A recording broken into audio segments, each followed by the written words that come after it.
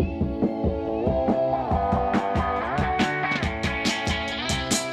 there, greetings and salutations on a Saturday special edition of Query and Schultz from Marian University. Homecoming for the Knights in football, but basically a celebration of Marian athletics, Derek. Very fun to be here. My name is Jake Query. This is Derek Schultz, and this is the Query and Schultz program here on the ISC Sports Network. It is a perfect fall afternoon, Derek. Yeah, how lucky are we? Where last night you had, and look, I'm not a big fan of college football on Friday nights. I think Friday nights are sacred for high school football, right? But even if you were at a high school football game, we had the final regular season week in Indiana high school football, and Purdue had cool helmets. That's all I'll say about the game against Oregon. They had cool helmets, but beautiful fall, picturesque weather at night, Friday night, and then this Saturday, just absolutely gorgeous here on the west side. You know, we're kind of on a little bit south of Midtown of the borders, but I think west-ish side over here on the campus of Marian University. First off, nobody says Midtown. Okay, just south of Midtown. Nobody says that. Secondly, south and a little west. I realize that every time we talk about Marian University, there are probably people that are like, here we go again. The Marian University comment, the one factoid. But it's one of my favorites. Derek, these grounds, this is a gorgeous campus. And if I could for a second, Derek, I grew up in Indianapolis, right? I grew up in this town. And Marian University, to me, when I was, a kid many, many years ago, one of the things that I knew about it was the fact that this is, of course, the original residence for Carl Fisher and then Arthur Newby and the other founders of the Indianapolis Motor Speedway. Okay, really? So when the different homes that they had, we are right basically on the shores of the White River that comes through here. And so Carl Fisher, when he founded the Speedway and had that area going, decided that they wanted an area where he could live with all of the other co-founders. So that is the residences are right here. That later became the grounds of Marian University. The growth and the expansion of this university, Marian College in my younger years, Marian University now, the evolution of this campus is incredible. All the way from, now a nursing school and the different programs that they have, and now literally a conversational, viable option for students in the central Indiana area, high school students, that at one time it was just thought of as a college, a small college in town, and now it's this major university. But in addition to that, the athletics have been such a huge part of that growth. And a big part of that is the football program, which, of course, you're talking about nationally competitive at the NAIA level and competing for national championships and winning national championships and doing it with local players. And now you have new coaches in baseball, football, basketball, so there's a lot to be excited about here. Yeah, I think really the growth of athletics has mirrored the growth of the university. Now, I'm not as old as you guys can clearly tell from watching at home, but when I first came to Indianapolis in the mid-2000s, this was still Marian College, right? And I knew they had a cycling program. Yeah. And this is before they even had football. So, 2004, 2005, around then, it was kind of this almost like this best-kept secret over here on the west side, you know what I mean? Right. Where if you were local, I think you knew a little bit about it, and they had the claim to fame, like I said, with cycling. But athletically speaking now with this national prominence, not only for the football program, but men's and women's basketball and volleyball and tennis. And, I mean, it's easier to rank the teams or to list the teams that aren't nationally ranked right now at Marian than the ones that are, because there are just so many that are competing on that level. But to see the transformation here has been really, I think, a credit to leadership and everything, the coaches and the administrators that they've hired and kind of maintained this momentum over the last 15 or 20 years. By the way, I just realized, Derek, I think they have us on the video boards here. Does that make you nervous? No, not at all. I'm actually really excited to be on any exposure I can give myself and my brand. I'm usually in favor of. You don't have a brand. I do. Your brand is... My brand's like Marian. There's a lot of momentum behind it. It's grown a lot. Maybe not like height-wise, but as far as national and local relevance. Okay, hold on. What national relevance do you hold? Tell me an area. Tell me a time where anybody outside of a zip code that began with the numbers 4 and 6 recognized you. Well, I was at my family likes to vacation. My wife is from Vermont, and I'm actually a native New Englander, I guess, from Connecticut, even though I connected more with New York City. We like to vacation at York Beach in Maine, and I was recognized by somebody named Matthew in Matthew York lives Beach. here. Matthew now lives here, yes, but Matthew in Maine. So that is one case where I was recognized at a place that was not lives Indiana. in Indiana. Well, he does now. He didn't then. But he recognized me at Short Sands Beach in York, Maine, which is like 1,000 miles from here. Hold on, if I may. What sands? Short Sands. Okay. There's Long Sands and there's Short Sands. I prefer Short Sands. It's a nicer beach, but Long Sands is beautiful as well, right by Nubble Lighthouse. Shout out to Nubble Lighthouse. Okay. So your recognition level goes to Central Indiana and then Maine. Oh, Florida. I got an email from Bangladesh. So we have a lot we have a huge following for Query and Schultz and for this show. Bangladesh. Yes. Okay.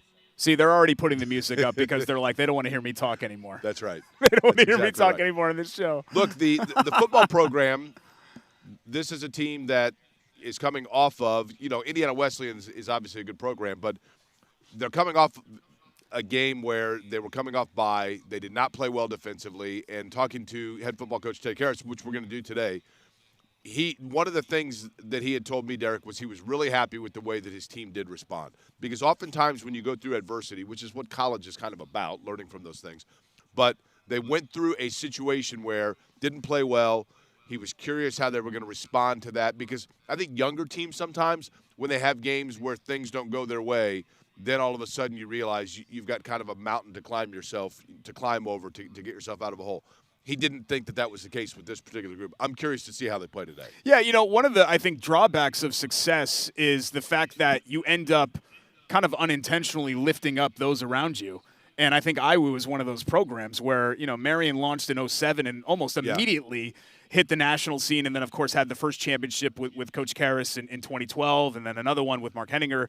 And I think you've seen IWU kind of grow to match that level, and now obviously has become the big rival. But the good thing about games like that, and it sounds like coach speak, but it really is true, it only counts once, right? So whether it's 700-3 or it's 7-3, it counts once. I'm interested to see how they respond as well. They've been great in close games this year. They had that overtime thriller against Taylor. Concordia was a close game that they ended up winning as well. So we know that the Knights can come through in those type of situations. But this is what it is, Jake. This is this league. This is this level. Teams come at you every single week. There are no breaks. Again, coach speak, but it really is true in this league where you have so many other nationally ranked and very, very good programs. By the way, you're pretty good at coach speak. I'm very good at it. I'm very good at a lot of things. No, I don't think so. That's why I carry you on the show. No, I don't think so. We have a big show lined up today, though, because we're going to talk to a number of different people, including, and you're only going to hear me reference this like 20 times, but my most recent encounter with athletic director of Marian, Steve Downing, right? Your most recent encounter with Steve Downing. Steve Downing, the athletic director at Marian University, former Indiana University basketball great, Steve Downing. Steve Downing and I share something in common that you share with Governor Eric Holcomb. You guys had jury duty together. Correct. Wow. Look at us. Now, we were neither one of us were selected, but we were in that, it's kind of uncomfortable when you go for jury duty. Yeah, right? It's a little I didn't really know what weird. was going on. You show up, and I felt like the whole time I felt like I was in trouble. I don't know, it was odd. Like you show up, and you got your sheet of paper, and then you sit in this big room, and all of a sudden they just call people up, and then they took us up into this courtroom, and I'm like, wait a minute, so is this jury selection that's taking place? I didn't know what was going on. They didn't really explain it. And so then they select this jury, and I half kind of wanted to be on the jury, but they select the jury, and I wasn't selected. And so then everybody else is leaving, but yet as I'm walking out, they're like, you need to go in this room. So I went in this room, and there is Steve Downing, and I'm like, oh, that's Steve Downing. And then we sat for like an hour until finally they came in and said, okay, there are no more juries to be filled. You guys can go home now. Did you check the box? And I wonder if Steve checked the box that you're like a prominent public figure. Because they always ask you, like, is there something that would prevent you from being on jury duty? And one of the things is I'm a prominent public figure. People know who I am, so I can't kind of like remain anonymous. So did you check that box? That was not an option. I checked that box on mine, but they still picked me anyway. First off, the difference between the two of us is that for you they have to ask that, right? It was actually a fascinating process to be part of jury duty. But yeah, Governor Holcomb was right in front of me, and obviously he didn't get selected. But somebody like Steve, I mean, God, Indiana Basketball Hall of Famer and Great player. National champion. Great player. Big Ten Player of the Year. Great player. You would think that Not they a would national look at him champion. and be like, I don't think he could be on the jury Should have because been- he's too prominent. Should have been a national champion. Or sorry, he was on the 73 team, He right? was on That went to the Final 73 Four. team, and they called a foul on Steve Downing and not Bill Walton, and it should have been on Bill Walton, Mm. and instead they called it on Steve Downing, and so UCLA went on to win in the Checker Dome in St. Louis, but Indiana should have won that game. Even at 6 months old, you were throwing your bottle in the crib. That is after correct. That, right? I you was were breaking livid over that call. You were breaking I your was bottle in livid the crib. over that call. But at any rate, Steve Downing is going to join us today. Also, new head basketball coach Pat Knight. Mm-hmm. Derek, as you know, because we've had him on our program before over the course of the years throughout Pat Knight's coaching journey. Pat and I completely serendipitously became good friends in college. When I was at IU, I moved down. My buddy Marcus Walton, who I went to high school with, he and I lived together in Bloomington. And I don't know, first week of we moved down, we get all our stuff moved in, and I said, well, I guess we need to go meet the neighbors. So we go next door, knock on the door opens, and have you ever watched on Seinfeld? I'm sure you have, Derek. You ever seen on Seinfeld the episode where everything happens in reverse? I don't think I've seen that one. There's an episode where the whole episode is laid out backwards, chronologically. And the end of the episode, they go all the way back to the beginning, and it shows the day that Jerry moves into his apartment. And he moves into his apartment, and Kramer comes over, and Jerry's like, oh, like, I'm your neighbor. I'm Jerry. I just moved in. And he says, I just ordered a pizza. Do you want any? And Kramer says, I don't know that I can impose. And Jerry says, well, we're neighbors. What's mine is yours. And Kramer kind of looks like, oh, okay, because, of course, the bit being in the entire show. He Kramer, barges in whenever right, he whenever feels he wants like it. Yeah. That was exactly what happened when I lived next door to Pat Knight. Myself, Marcus Walton, Chris Townsend, and we would just go over all the time. And then Pat lived with Ryan Carr, who is now working with the Pacers. And we just would constantly go back and forth. And we basically just considered ourselves all roommates. Fabulous time, great guy. And You guys knocked down a wall, didn't you, to Now, Derek, make the apartment one? we did do that, but I don't know that we're supposed to be announcing that here right now. He's now a college basketball coach. We sealed it back up, yes. Do you know how much tenant damage they've suffered at Jackson Heights apartment complex over the years? You guys think that you're the only ones that knocked down a wall at Jackson Heights? Well, we sealed it back up. We That hired is someone. that to is nice seal- of you to We have hired done that. someone, but yes, we did make it one big apartment between the two. I of do us. want It to was talk about this. fabulous. Besides, obviously, Knights basketball and him taking over the program, I do want to ask Pat about. I had heard a little birdie had told me that he has an affinity for odd pets. Correct. So when he was younger, he had like flying squirrels and potbelly pigs and all kinds Correct. of He was the like best. the Pat Knight farm He was the best. while he But was like living in that such apartment. such a fun guy, such a loyal guy, and I'm excited to see what he does now. In terms of from a basketball standpoint. Keep in mind, you got me sick. When you look at his coaching career, obviously with his dad at Indiana and then going to Texas Tech and then from there Lamar and then working for the Pacers for a handful of years and getting back into the coaching game, I think this invigorates him from a coaching standpoint to get Marian University. He knows obviously that this is where he wants to be from. I think Pat is one of those guys, and we'll talk to him about it, Derek, but I think Pat's one of those guys that just says, you know what, like I just want to be somewhere where I don't want to have to deal with all of the NIL and everything that goes into the Division I program. I just want to coach the game. I just want to get young players that and Pat has been open about this. When I've talked to him about it, hey, listen, I was a guy that I'm speaking for Pat, that in college, and you're going into a situation where you are playing for your dad, who is one of the great icons in college basketball history, and doing so in a place where your name is synonymous with basketball.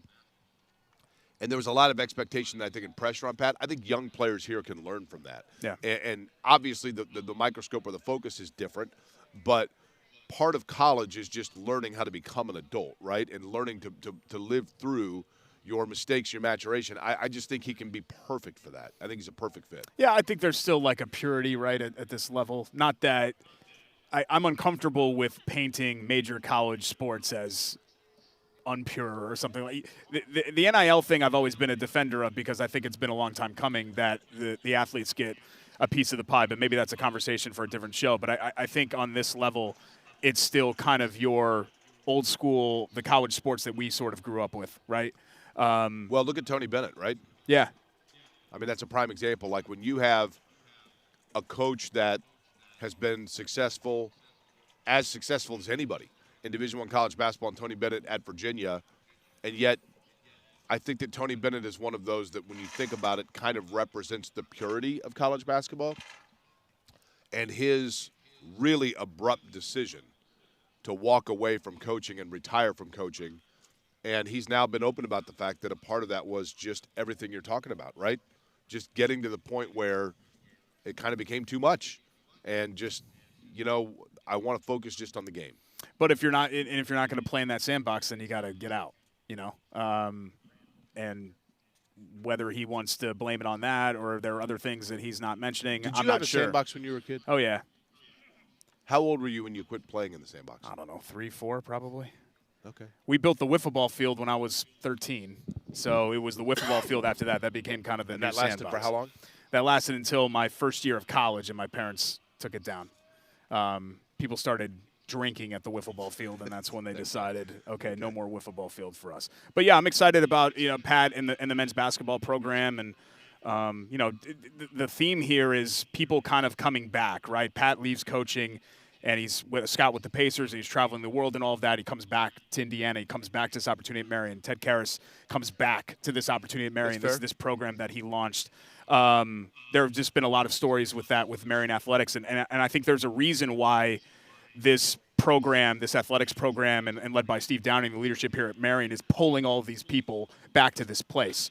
Because if there wasn't potential here and if there wasn't success here, then you wouldn't see those people. But just look around. Come here. Like, look around. Yeah.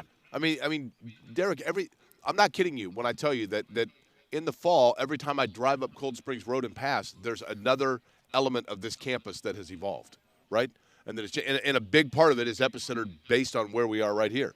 Just the athletic program of it. Yeah. And the tennis courts, the football stadium is beautiful, obviously, right? And you see, when you talk about coming back, I think also one of the things that's helped build this program is players, right? That also went somewhere else, decided they wanted more playing time, better opportunity, closer to home, whatever it might be, and they come back here. Or they feel like this is a better fit for them and they just thrive from day one, right? It's not just transfers, even though obviously that's been part of it as well. But we'll see a lot of those former players obviously come back here for homecoming here at St. Vincent Health Field and Marian University as they take on Olivet Nazarene coming up here at 105. Special edition Query and Schultz. We're actually going to talk plenty of sports, but when we come back, the president of the university, Daniel Elsner, is going to join us. Okay. And we'll talk about that growth that you had mentioned and how much athletics has fueled that, and also, higher education right now, right? A lot of challenges involved with that, and Marian finding success and momentum despite those challenges. We'll talk to President Elsner about that as well. Just getting started here. Special edition Query and Schultz live from Marian. Stick around right here on the ISC Sports Network. I'm wearing school colors.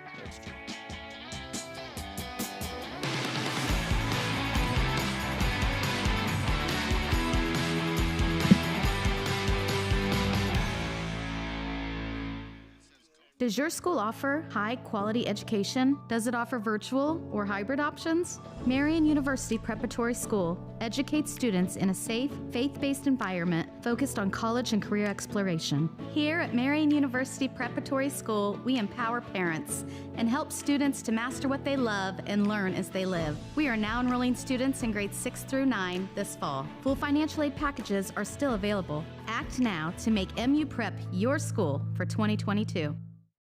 In a first-class way, and I'm really excited about what that means for the M Club itself.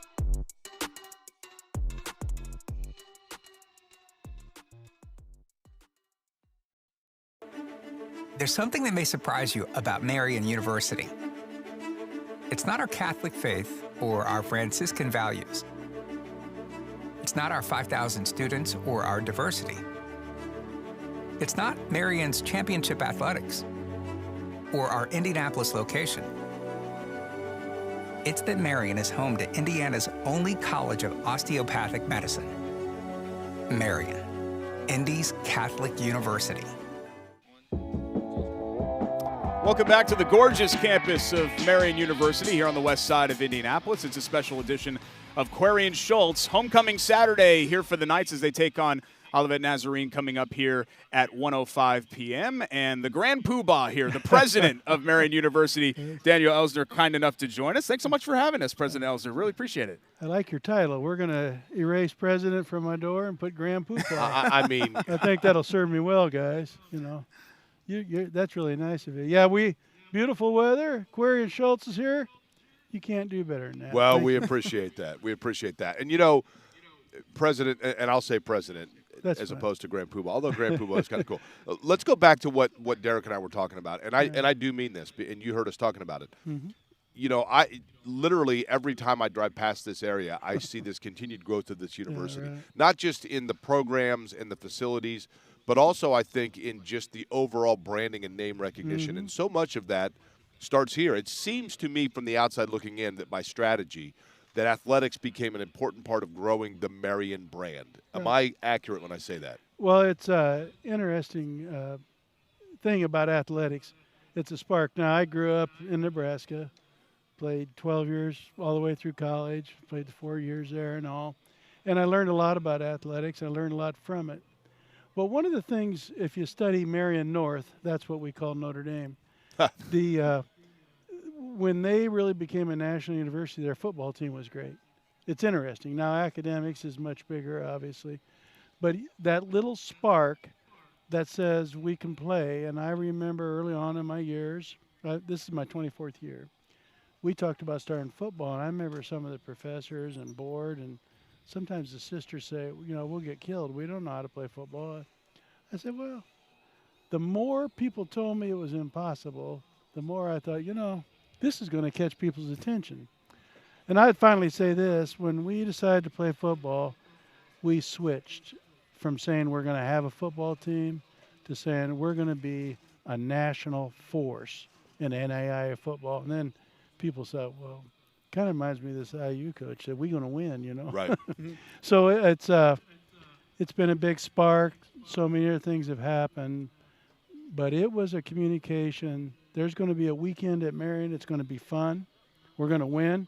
And we didn't have a field. We didn't own this land. There were 21 houses out here where we're sitting. And how are you going to buy all those and all? So we often refer to it as the Marian miracle. And it was a miracle. I mean, I remember in 2007 there was a story where you guys were practicing basically in like a muddy creek.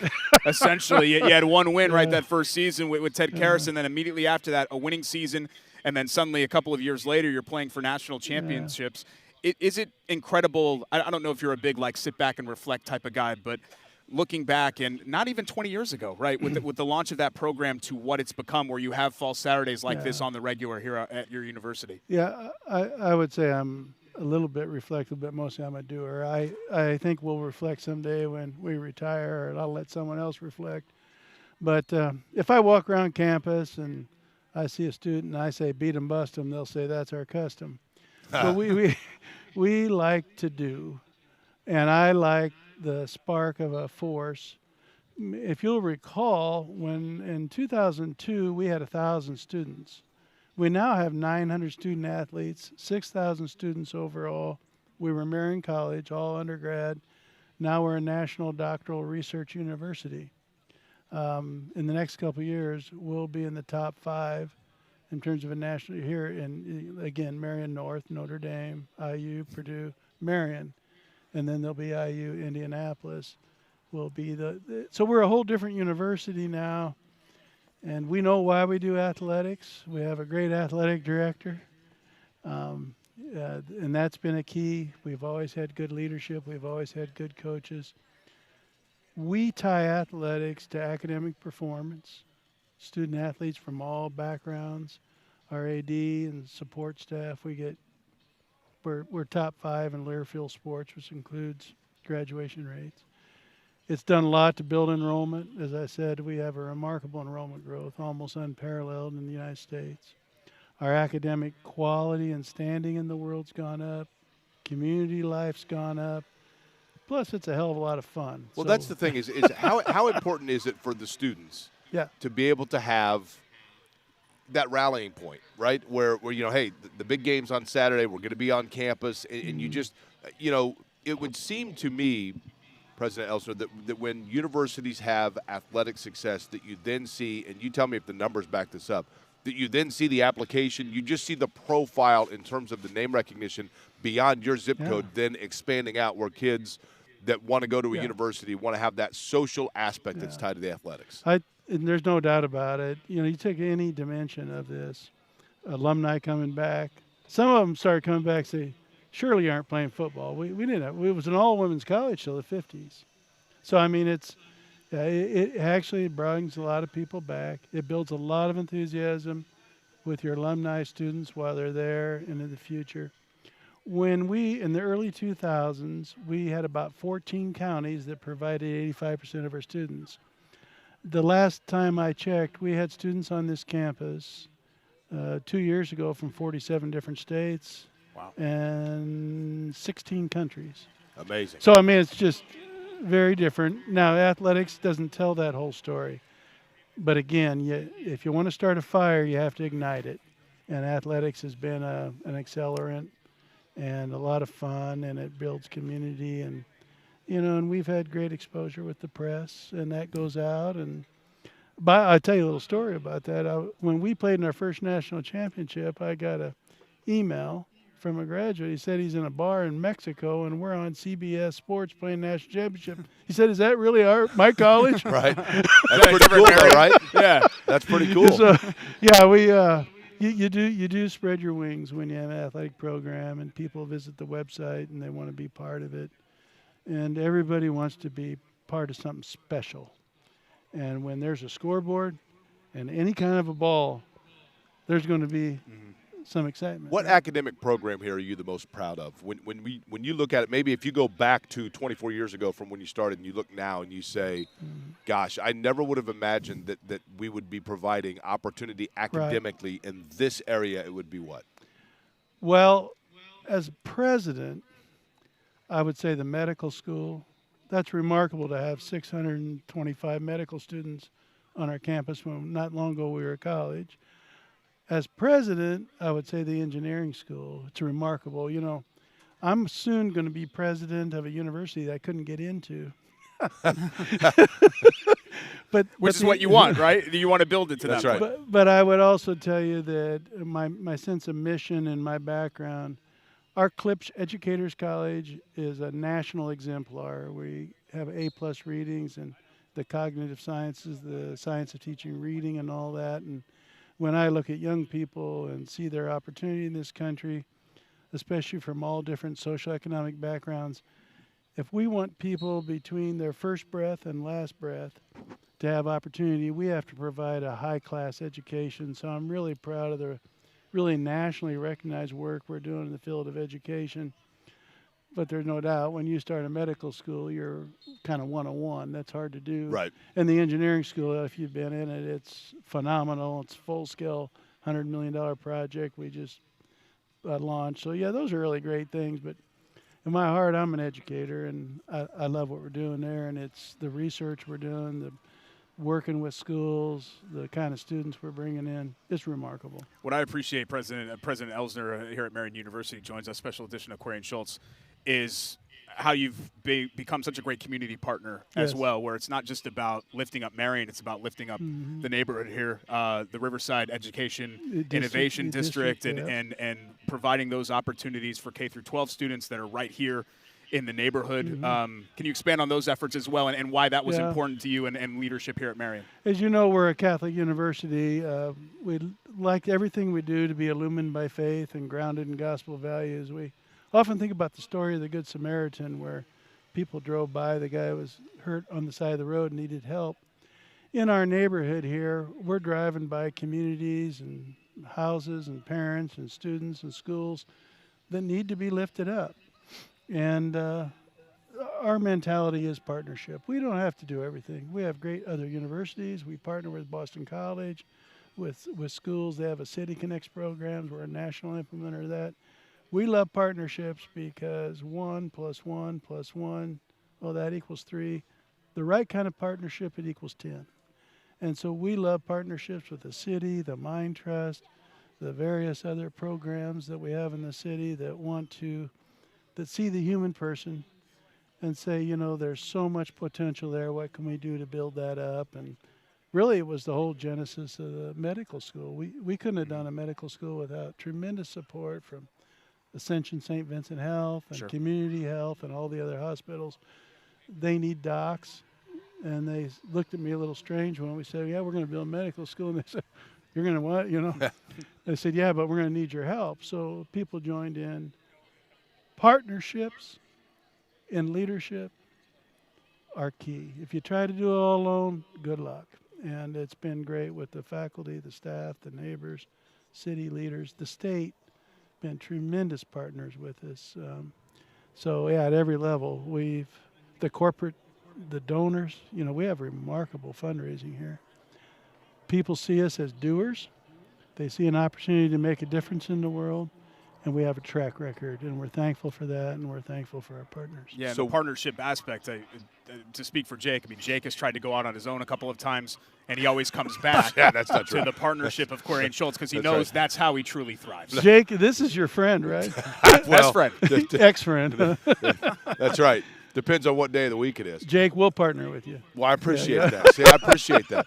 That's another opportunity for me to go out on my own, right? What is next for you guys? As you continue, I'm assuming that each time you get to another level, you say to yourself, well, here we are. Now let's go one step further. No, I agree. By the way, I appreciate the question. If you aren't changing and moving and reading the signs of the times and where the needs are, you're dying. You have two choices. And so we'll always look forward, what we're being called to do. I mentioned the Klipsch Educators College. We are committed to be a world-renowned educators college with research, excellent partnerships, in partnership with community, parents, and schools, showing where schools that now function at a very low level can function at a high level. That'll be integrated with the research in the medical school about human development and brain science that is now available we didn't used to have. Interestingly, we'll partner closely with the engineering school in that in terms of processes and how you do things. So this university, again, it will be one of the top 5 universities in Indiana, known nationally in the field of education for the kind of results we get. And we're right there. And we're going to go this next level. I'm pleased to report this vision is garnering an awful lot of attention. In the calendar year 24, we'll raise in the neighborhood of $120 million in 1 year. And we used to do that same thing, but it took 100 years. So right. We're on a little different pace, and we're going to keep on that because we're called to make a difference in our students' lives, this very neighborhood, this state, in our country, and we are blessed to be able to do that, and we're blessed to have the partners to pull it off. Before we let you go here, what's the grandchildren count now up to? Is it 30-something? Yeah, it's 37. I know all their names. Don't ask. We love them all. I couldn't imagine life without any one of them. A number of them will be here today, and they love Marian University, and they love Marian football. And if I say to a grandchild, beat 'em, bust 'em, they say, Grandpa, that's our custom. There we go. Love it. Love it, right? Love to see it. President Elser, thanks so much for having us. Hope you keep up with the grandkids. I'm not worried about you keeping up as president here. You've done such a wonderful job with this university. And congratulations on all your success. Thanks for being here, guys. It's we great. Appreciate you, okay? It's great. Perfect day for Thrilled football. to be here. Marion's going to Perfect kick off coming up here at 1:05, and we've got you up until then right here on the ISC Sports Network, including with more guests. And we're going to continue here. From Marian University on the west side of Indianapolis, it's Corey and Schultz on the ISC Sports Network. Thanks.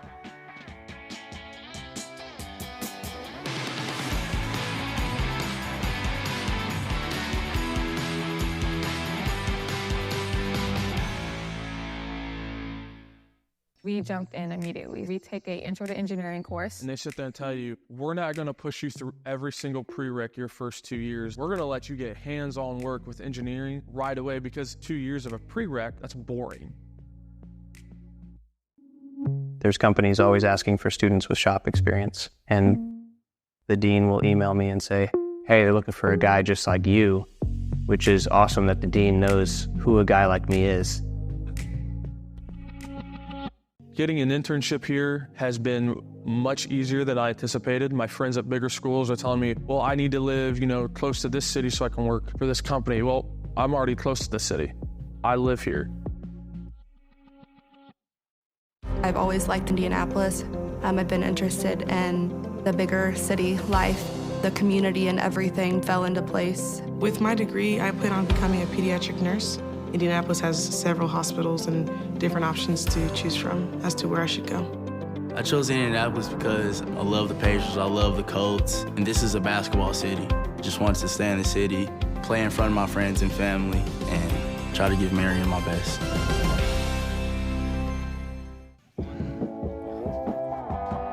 Welcome back to Marian University, special edition of Query and Schultz for Homecoming Saturday. He's Jay Query, I'm Derek Schultz.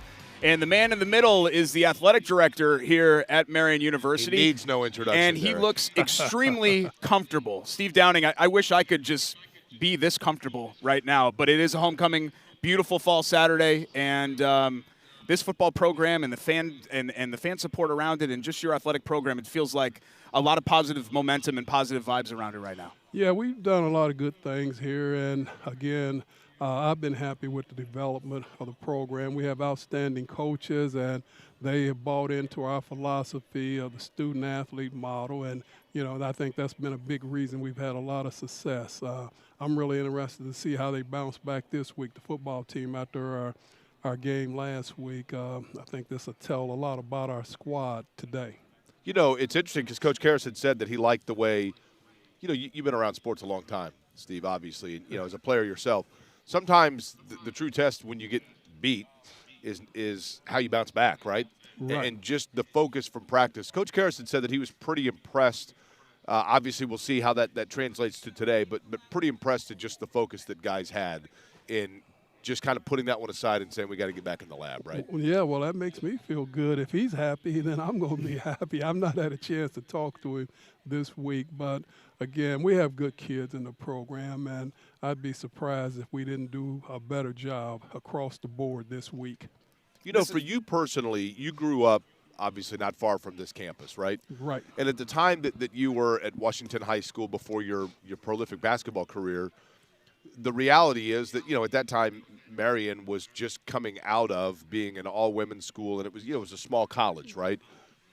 Is it your hope that kids can see through you exactly the doors that athletics can open for one, and how that meshes with the growth of this university? Absolutely, and athletics has been a big part of the growth of this university, and that's what I told President Elsner when I interviewed here for this position. I told him, I said, hey, listen, the best way we can grow this university across the board is if we can win, all right? And if you hire me, I guarantee you that's what's going to happen. And that's been a big part of it because we have won national championships across the board, and that has helped drive the enrollment here. A big part of that enrollment, just so you guys know, is we have over 900 athletes in 26 different sports. Wow. Hard to believe this is already year 8 for you at the helm of Marian Athletics. What have you enjoyed the most about this, Steve, about running this program? Well, what I've most enjoyed really is have the ability to utilize or see fruition of the things that I learned from Coach Knight, watching these kids develop as people, okay, not just athletes, as people. And, it's been really fulfilling when they come back and thank you or just say, hey, you were a big part of my success. I wouldn't have graduated if it were not for you. And so that's been the biggest part for me during my 14 years here, okay, not the 8. But, sorry. Yeah. So see, I was short. Yeah, you were short I a was little bit, short. but that's okay. But we just been able, for me, it's just been special just to be able to grow this university because it is very special to me. Not the first time you've been short, Derek. Just Okay. So you know. Yeah, I guess I set myself up for that one. I did. I set myself up for that one. Good work. Hey, Steve, you have had in the last year, you've hired. Last night I went to the Purdue game, for example, and I'm looking up and I see Katie Gerald's goes into the Purdue Athletics Hall of Fame, and that's somebody that I think really learned and mastered the art of coaching here at Marian, and then goes on to Purdue. But you have had the opportunity now to hire 3 that we're going to talk to today, coaches, men's basketball with Pat Knight, obviously Santana Anderson in terms of women's basketball, Todd Miller in baseball. So you've had to go out. Tell me with each of these coaches what it was that was the right fit for you for what you want your programs to be able to do here at Marian. Well, anybody I hire is going to have to convince me that they kind of think like I think in terms of what it takes to be successful. And each one of those individuals during the interview process, they talked about development of the person, not necessarily the athlete. And that's what I'm always impressed with. You mentioned Katie Gerald, who had no coaching experience when I hired her. But when she came in, she interviewed and just said, hey, I'm the best person you can hire, and this is why. All right. So, again, we've been very fortunate. I also have a coach who's the head coach, the volleyball coach at Indiana State, Ashley Pritchard, that I'm really proud of, too. So we've been able to send coaches to the next level, and that's what I tell them all, including these three that you mentioned, that if you come here, if that's your goal, you can get to Division I from here if that's what you want to do, because you're going to have that opportunity. And if you can win and be successful, I believe that you'll have that opportunity. Do you see that as, do you take a pride in that if a coach kind of graduates from here, or is that a challenge for you? No, I want them. I told them I don't want anybody here that doesn't want to be here. And, I want to help. But you're not going nowhere unless something good happens here for me, in terms of winning. And if that happens, then, I'll be more than happy to help you accomplish whatever goals you may have, making calls or, contacting people for you. Oh, even players. I mean, Ella Collier, right? Two-time National Player of the Year, and now at Purdue, skipping a couple of steps and going all the way up to the big time there in the Big Ten. We're talking with Athletic Director Steve Downing. Second year for Ted Karras. And this program, he launched it, right? This was his baby. He saw the birth of it, and he saw it grow into and helped it grow into a national contender and a national champion by the time his first tenure was done. But, this program had a national profile. I'm sure you had a lot of phone calls of people that are interested in this job. Why Ted? Why did you feel comfortable going back to him for that second stint? Well, because my first 2 years here was with him, and I saw how those kids played for him. They played hard for him. They worked for him, and he cared about them. And to me, that's the biggest thing. What we talk about is heart and minds. That's what you had to win over with those players. And I remember that. And he came in and he said, let's do it again, Steve. We can do it again. And so I didn't hesitate. He thought I was upset with him for going to the Division II school, but for the reason he won a national championship. So I didn't hesitate to get him back here when he expressed the interest in the job. By the way, Steve Downing, the athletic director at Marian, joins us here on Corey and Schultz. I noticed you've got on – that's an NBA ring, right? Yes. Now, I'm guessing that you probably have an entire jewelry box full of different athletic rings and basketball rings. So why that one? Well, because that's the ultimate achievement in your sport, all right? Beyond that, I guess if I wasn't wearing this, the one that means the most to me is probably at my high school state championship. At that time, they gave out rings, and that's probably the most important one that I have. But I'm a big guy now. I can't wear it now. But that is really an important one, winning a state championship, going undefeated. And let's just say it right now. I know Marian was great. I'm talking about Marian High School, not Marian University. but that's the best team of all time, right? Well, 69 Washington? I think so. But whenever I see Oscar Robinson, Addix is pretty hard to argue. Addix is pretty hard to argue, right? Yeah. We'll call that a tie. Although, and listen, Bill Green's Marian group was pretty talented also. They were talented. I'd like to know this. Why do you think it is, and this is the real burning question for Steve Downing, why do you think it is that two really handsome, articulate guys like you and I can sit in the same building and neither one get picked for jury duty? How is that possible? How did we both get bypassed? Boy, we got lucky that day because I tell you, I was not mentally prepared to be there all day. But when we walked down, I think you gave me a ride back to Marian. Yes. That was a great day for me. We got in the car and said, well, I guess we're free, right? It's 11 a.m. and we're on our way back out, and I didn't know what to expect, right? But that whole process was fascinating, I will say that. But I'm going to ask you the same question that I asked the president here, and that is, when you look at just visions for your athletic department, and you see everything around us here, and once the gates open here, we're going to see, huge crowd for homecoming and people excited about it. But what is the next level? What's the next thing that you're always looking towards? Well, we met 2 years ago, a year and a half ago, the president and I with the NCAA, and I would think that if right now, if we were not involved with the NCAA is not involved with the name, image, likeness, and the transfer portal, we'd have a big interest in being Division I, and that's where we would be. But with those two things, and that's what the NCAA told us, we need to wait and see where that plays itself out or what with those two items, because we wouldn't be able to afford the money that's going to be involved in getting these players at that level, Division I. So is that discussion just tabled, or you're leaving that open-ended? Well, we're leaving it open-ended only because they said, the NCAA, is that they're not really sure that this is going to be sustainable to do it like this. I mean, having these players jump in, jump out. Steve, doesn't it feel like this thing has taken off? I mean, the NIL and the portal, at its core, I think we all understand what the true intention is. Yeah. But it feels like within the span of like 2 years, it's just spiraled to the point now where it's a tiger by the tail, right? It is, and that's the main reason I don't enjoy it. Like, I've been in athletics for a lot of years, and I don't enjoy it as much as I used to initially, just because of those two things, Guys were in it girls were in it for the right reasons, and now it's just so much about money. But as I say that, I kind of wish they'd had that when I was in college. That's right. When I was playing. I was going to say, I mean, and that's the thing, right?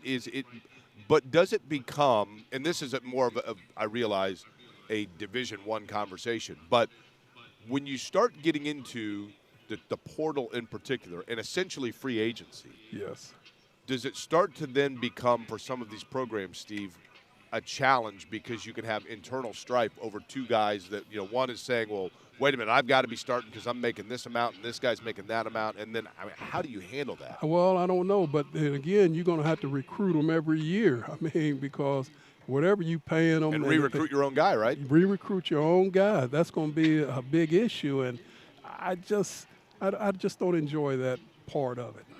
Can, in any way, shape, or form, can that benefit Marian in terms of, with everything that's going on at the Division I level, how can that help you guys? It has helped us, particularly in the transfer portal, because that's where most of these guys are going at, the Division I schools right there. So that has freed up high school players and actually people in the portal who may think they're better than what they are, and if they don't get selected, then they're going to give us a good look. So, again, it has helped us, in particularly the portal, yes. Last thing here, Steve, I actually went and looked. Do you happen to know how many sports at Marian are currently ranked? Either they ended the season ranked and aren't active right now, or in season and ranked? I really don't know, and I don't go at it like that.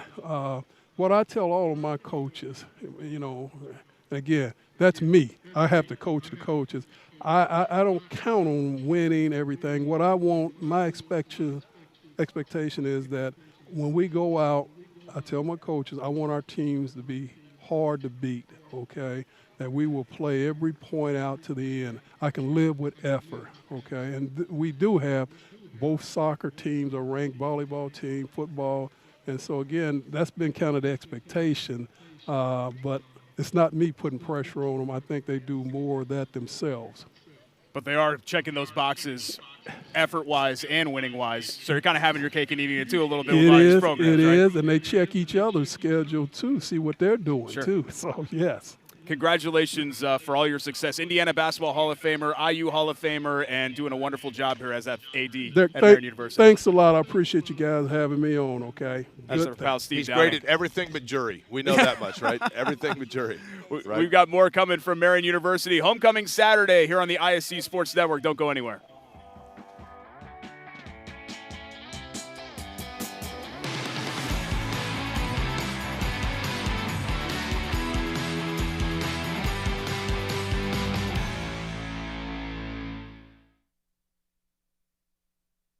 Does your school offer high-quality education? Does it offer virtual or hybrid options? Marian University Preparatory School educates students in a safe, faith-based environment focused on college and career exploration. Here at Marian University Preparatory School, we empower parents and help students to master what they love and learn as they live. We are now enrolling students in grades 6 through 9 this fall. Full financial aid packages are still available. Act now to make MU Prep your school for 2022.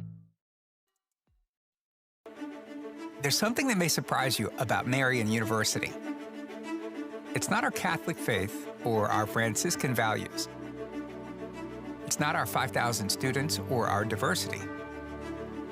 It's not Marian's championship athletics or our Indianapolis location.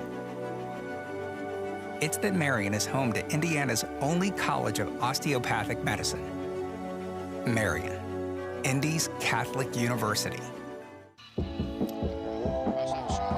Welcome back to the campus of Marian University. I'm Jake Query. That is Derek Schultz, who got me sick last week, but we are plugging our way through. It's true. Get over it. We're working our way through it because why wouldn't you? It is a gorgeous, gorgeous day. Still time to get out here, as a matter of fact. 1:05 is the kick between Marian and Olivet Nazarene. Homecoming here for the Knights, trying to get back onto the winning side of things after we'd mentioned a disappointment in their last outing, but their lone loss of the season, and Ted Karras' group, who I think we're going to talk to coming up, Ted Karras, later on in the show. But it is turning out to be an absolutely perfectly gorgeous fall day here in Indianapolis. How about this? Are you superstitious?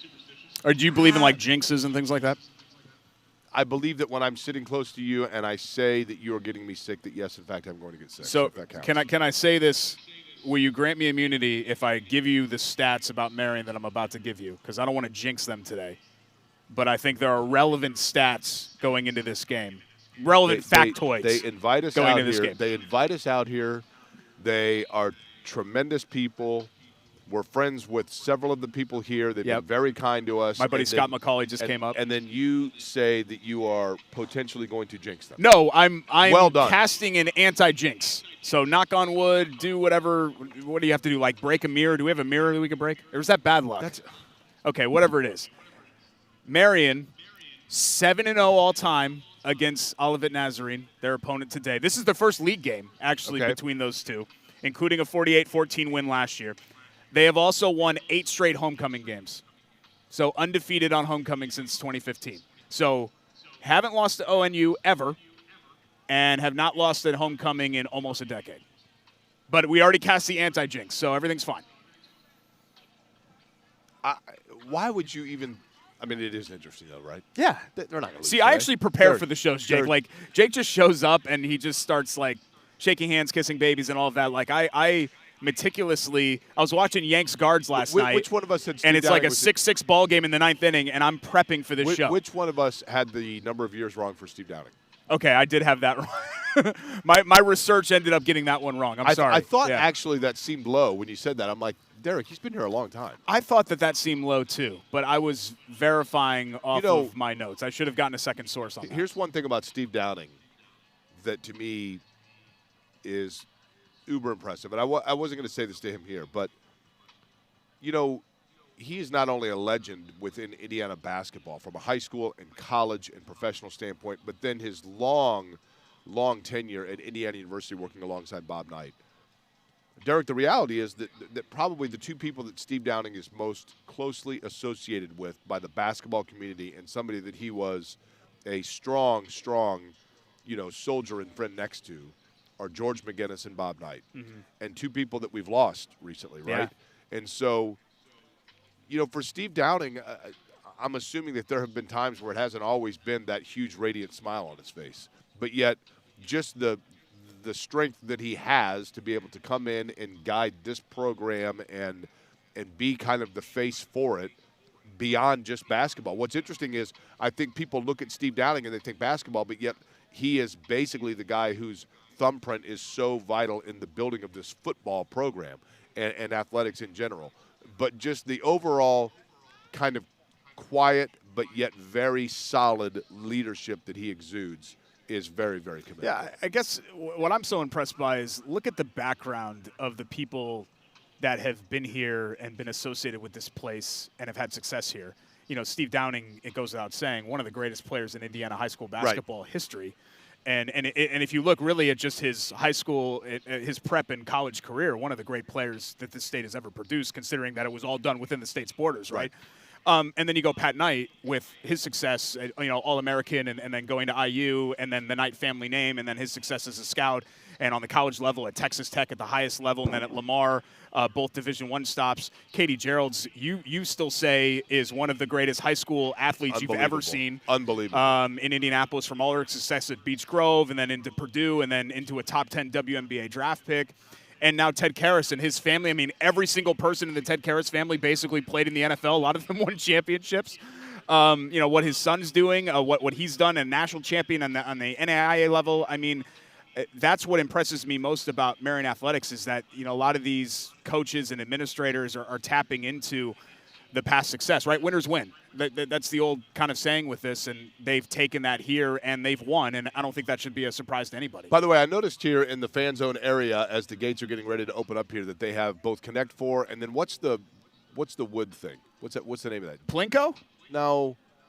Where you have to pull the one. No. Oh, Jenga. Yeah, Jenga. Yeah. So which of the two of those are you going to be me because I'm pretty dominant in both. I would say I'm more dominant in Connect 4, but Jenga as well. I'm a very good Jenga player. What do you mean? Any competition like Pop-A-Shot, Wiffle Ball, Jenga, cards, we played. I would beat you. Don't you remember we played the Connect 4 at – we did a remote once from Dave & Buster's, and I absolutely smoked you. It was almost embarrassing. I don't remember that. People were watching. I don't remember that. It was literally, it was like – now they've got also cornhole. Are you good at cornhole? No, I'm not a good cornhole player. Really? I didn't grow up here, remember. Now, so I am not a good cornhole player. I'm not a good euchre player because I'm not a native Hoosier. Here's my cornhole question for you. Can you do cornhole? I've always wondered this. So cornhole, you got to throw the bag in through. You got to do this, right? People know what cornhole is. Can you shoot it? I think you can throw it however you want.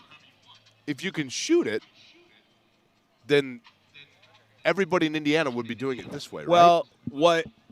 It's Indiana. A buddy of mine, the best cornhole player that I've ever seen, a guy named Mitch. He puts this named Mitch.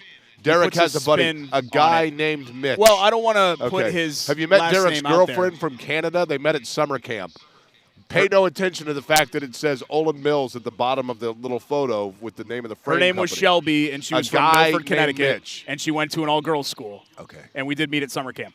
Okay. But Mitch would put a like a spin on it, like underhand, and so the bag literally twirls, and then it just dies, basically right on the board. And he could just plant it wherever he wants, and he holds them. He doesn't even slide it into. How do you know Mitch? He just holds it. It's a guy named Mitch. How do you know Mitch? He's a parent at St. Thomas Aquinas, where my kid goes to school, and he's a second-grade parent with me. Mitch, great guy. You don't know Mitch McQueen. He played at Michigan, didn't he? I think you're thinking of the what was that guy's name? He got drafted in the NBA. Yeah, he was from Chesterton or something. He was That's a right. region rat, wasn't he? That's right. Mitch McGarry? I think that's right. Yeah, okay. I had to think about it for a second. But no, a different Mitch. The team is coming in, Derek. The Marian football squad is about to enter into the arena here. They look very serious. Yeah, they're probably like, who the hell are these guys? It'll be interesting to see how they bounce back today because obviously last week did not go the way that anybody wanted it to go. But again, they're 4-1. They're ranked in the top 20. They've shown the propensity to win close games. And this schedule is such a meat grinder for them every single week that Coach Karras and I think his staff have properly communicated to their players that this is what you get. When you're Marian, when you have this national profile, when you've been a national contender as long as they've been, you get everybody's best every single week. And it sounds like coach speak, and you kind of say, okay, whatever, yeah, you roll your eyes at it, but there's an element of truth to it. I love the uniforms. Those uniforms are clean, as the kids say. You right? can't go wrong with Navy and anything, I feel like. I know, but those look good, man. The stickers on the helmet, I like that. We should do that. We should come up with some sort of a thing where if we do, and I don't know what you would get them for, but if we have a really good show, we have a really good segment. Like a Buckeye helmet sticker? Yeah. Type thing? Except I don't want a Buckeye because Ohio State. A little microphone. Like, the microphone icon on your phone? Yeah. A little microphone, and then you can put them, like, on your phone. I'm worried about us designing anything because we're old. And we're not cool anymore. you're very not cool anymore. I mean, look at what you're wearing right now to the show. So it's difficult for you to design something or conceive of something that other people would be like, oh, man, that's cool. I want to be part of that. Now, I'm not saying I'm old, Derek, but this morning I did nick myself shaving, and I'm on blood thinners, and it's been a challenge. Yeah, Jake got in my car. We carpooled over here, and Jake got in my car today, and he just kept talking about how he was profusely bleeding the entire time. And it was rough. It was a little bit embarrassing. It was a bit for of sure. a But you know what? You're alive. You're not dead. What's wrong with what I'm wearing? I don't know. It's just old looking, like kind of a long sleeve type shirt. Like this is a little bit more hip and cool. I actually wore a sweatshirt because when I came here it was 45 degrees. But now it's a nice, it's an absolutely perfect kind of day. early it's a perfect fall day afternoon for football, and it's going to be a good game, Derek, because as we talked about, this is a team, you know, conference game, kind of a bounce back game for Marian, right? And homecoming, you know, everything is there. It's a perfect atmosphere, perfect. It's going to be electric. It's going to be fun, but. I'm hoping you didn't jinx it, is what I'm getting. No, I'm hoping I didn't jinx it, too, and that's why I did all the anti-jinx stuff. But we've got Coach Karras here, who we're going to talk to here in just a little bit, and you've got, like, an alumni function that you have That's to go to, correct. correct? The basketball team, we're doing Q&A with the basketball coaches here in just a couple minutes, so I will at some point meander over there. So Jake will do a Q&A with Pat Knight before he does the Q&A with Pat Knight back on the show? Correct. I think that's right. So that's what we're planning to do next. But we Coach got all Karras, kinds of fun here. The man of the hour, beat you in Connect 4. Is going to join me next before Jake rejoins the show. So it's technically Query and Schultz, but it'll be Schultz and Coach Karras. and I are wearing the same pants. You want to tell him that he doesn't look hip? Go ahead, try. We'll come back with more from Marian University. Homecoming Saturday special edition of Q&S here on the ISC Sports Network.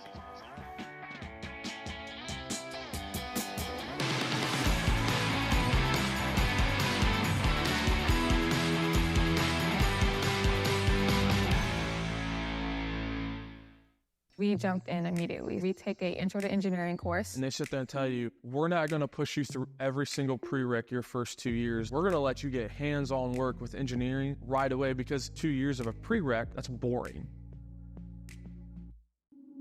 There's companies always asking for students with shop experience. And the dean will email me and say, hey, they're looking for a guy just like you, which is awesome that the dean knows who a guy like me is.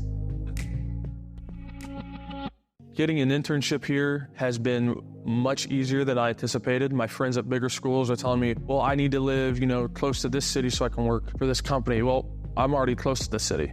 I live here. I've always liked Indianapolis. I've been interested in the bigger city life. The community and everything fell into place. With my degree, I plan on becoming a pediatric nurse. Indianapolis has several hospitals and different options to choose from as to where I should go. I chose Indianapolis because I love the Pacers, I love the Colts, and this is a basketball city. Just wanted to stay in the city, play in front of my friends and family, and try to give Marian my best.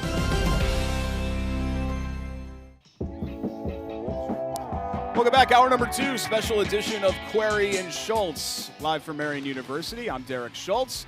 Joining us now, the man of the hour, his football program about to take the field for a 1:05 kickoff against Olivet Nazarene. It's a homecoming Saturday here at Marian. He's the head coach of the Knights, Ted Karras Jr. And Coach, thanks so much for having us, first of all. I'm glad we brought the good weather with us. Yeah. The vibes around homecoming, always great, right? It's you get to see a lot of the former players that help you build this program. Yes. What's it like for you for homecoming week every single week? Is it a special one that you circle on the calendar? Absolutely, and you think about when, we started football here and the vision of having a vibrant campus by President Elsner and the board, and now it's come to that, and it's just action all over campus today. There's going to be a big crowd. It's going to be a good game. They're a tough team that we're playing, and we got to put out our best performance today for the homecoming crowd. Obviously, last week is the game that did not go the way that anybody wanted it to. How do you, as a coach, you've been through it before. Every coach has been through it where you just have one of those days. How do you flush that and divert the attention to the next game for your players? We flush it on Monday, in our team meeting like we do, and you got to learn from it, and you can't let it happen again, and we got to just play better. So, we have another opportunity at hand, and that's today, and that's what we focused on, and I have to give the credit to the guys. They had a good week of practice. Glass half full, you guys have had the propensity to win the close games, right? You had the overtime thrower against Taylor. You had a great win against Concordia as well. How important is it to establish those experiences for later in the season? Because with this slate that you guys play, you're going to be in those situations a lot. Yeah, we have a team that's resilient, that fights, so those are good experiences. We'd like to, though, start the games a little bit faster. I've preached that, all year. We did it the first game. We haven't done it since, so it would be really nice to do that today. If you had a magic wand and you could wand it and wave it to one area of your football team, and I'm sure there are multiple areas for a coach, you're never satisfied, right? What do you think has the most room for improvement for you to winning on a consistent basis? Run defense. Last 3 weeks it's been the run defense, and we made some adjustments this week, and we need to really improve on that. I'm a big Keegan LaBelle fan. He just kind of has that look like a football player. He's become sort of your bell cow, but Marion's had a reputation for having several capable running backs, but what does he bring to the table for your squad? Game-breaking, ability. He can go all the way at any time, which is really nice. He can catch the ball out of the backfield. He's just a really dynamic player. What's his experience been like for you coming back to a very different place, right? I mean, very different. You helped birth this program. Yeah. And then, Mark Henninger obviously took it and maintained that level and even improved it. And being able to be a national power and keep that going, which is what you originally did. But now in year 2, what has this experience been like for you, Coach? Well, it was good up until last week, So, I mean, we were rolling there being 4-0. But no, it's been great, man. I'm having a lot of fun. Really enjoy mentoring the guys and coaching them up. But, yeah, it is a different place. But that was the vision when we started football, to have growth and give confidence to Marian, And it does look different. I mean, we had our recruits in today, and they love the tour and everything that's going on. And, now we have to get the job done on Judgment Day on our football field. What's changed for you? How is Ted Karras Jr. different now than, let's say, in 2012 when you were at your peak on the first stint? I'm probably a little more patient than I used to be. Yeah, that's probably the biggest one. There are lessons learned, though, right, with everything that you do as a coach, where you go through the ups and the downs, and sometimes you leave, sometimes you come back. What all have you learned kind of during that process of leaving and then coming back? Well, I mean, the athletes are a little bit different now. It's a whole different climate in college football at all levels, with the transfer portal and everything else. So the recruiting is a big thing that we have to, continue to do and get into the portal and take advantage of some of those things. That's what comes to mind at the moment. How big of an advantage is it to be able to recruit to Indianapolis? Because, no offense to some of the other powers, but some of them are located in, like, the middle of nowhere in Iowa and Kansas and Oregon and places like that. You're here right in the heart of a major metro area. Oh, we sell that. We sell Indianapolis as your whole classroom. Numerous internship opportunities. We heard the cars on the Speedway. The recruits coming in, they really enjoyed that. No, it's just a beautiful place to recruit kids to, and you have so many opportunities at your fingertips if you come here. Not only the growth and development of this program, but what do you think about the growth and development of Indiana prep football as well, just with the talent level of high school talent, not only in the city but statewide? Statewide has been great, and I was a high school coach, in the 90s, and, it's really improved, and there's a lot of great teams and a lot of great players here, and we're always going to have our base here at Indianapolis and throughout Indiana, but also have a nationwide perspective too. The Karras name, we're talking with Ted Karras Jr., the head coach of the Knights. You guys are kind of like Indiana's version of the Mannings, I feel like, where, your son's success and what he's been able to do on the pro level. You played on the pro level. Obviously, your dad, your uncles, Hall of Famer and Alex Karras as well. What kind of pride does that come with, just carrying the name Karras with you? A lot of pride, and as I was telling the recruits today, I come from a, kind of a freak show football family. We, it's in our DNA, we since we were born, we were, talking football. And it's been really cool to see my son carry that on. How much have you been able to, I know you got to focus on your program, and obviously your Saturdays are taken up.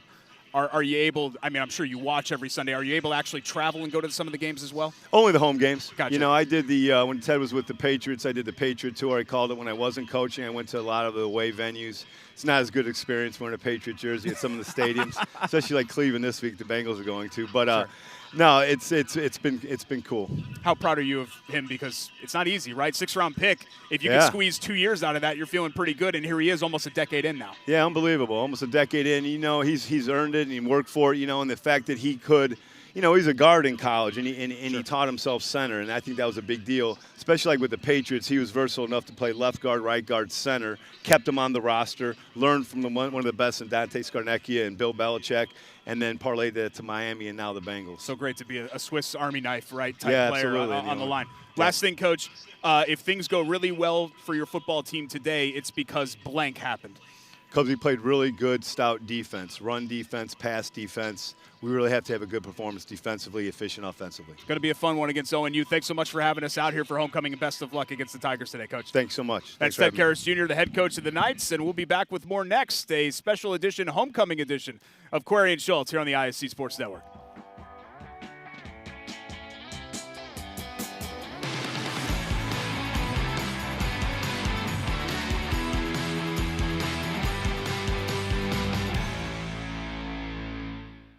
Does your school offer high-quality education? Does it offer virtual or hybrid options? Marian University Preparatory School educates students in a safe, faith-based environment focused on college and career exploration. Here at Marian University Preparatory School, we empower parents and help students to master what they love and learn as they live. We are now enrolling students in grades 6 through 9 this fall. Full financial aid packages are still available. Act now to make MU Prep your school for 2022.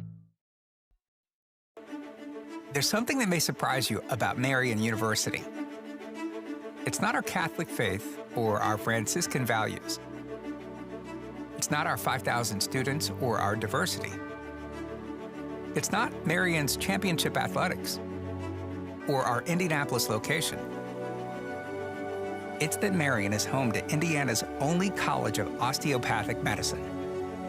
Marian, Indy's Catholic University. Welcome back, special edition of Query and Schultz, live from Marian University. Thanks so much for joining us here on the ISC Sports Network. We're joined now by the play-by-play voice of the Marian Knights in Scott McCauley, but Scott, a big Cleveland Guardians fan. I'm a big Yankees fan, so we're just going to do baseball talk for the next 15 minutes. How about it? Just pull no punches. Just pull no punches, getting right in it. So, full break. We were traveling back from Florida last night, and we watched a tough game in the Detroit airport. And here's the deal. And I will say, I know over the years, your Knicks, Giants, Yankees, it's not where it used to be. Yeah. I think the Knicks is still in there deep somewhere, and it can be uncovered and it can come out. I think the Yankees are in there as well. When you look at Soto, Judge, and Stanton. You look at Stanton. Yeah. Those three guys, their problems, every time they come up to the plate, they can do it. And for Cleveland, it's Ramirez, it's Naylor. Kwan's had a really good postseason. Yeah. But I just think the reality is the Yankees have an incredible middle of the lineup, firepower. You throw in Chisenhall in the middle, and it's really hard to navigate that.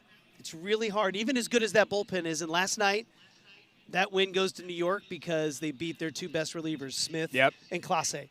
If you beat those two, Cleveland's cooked.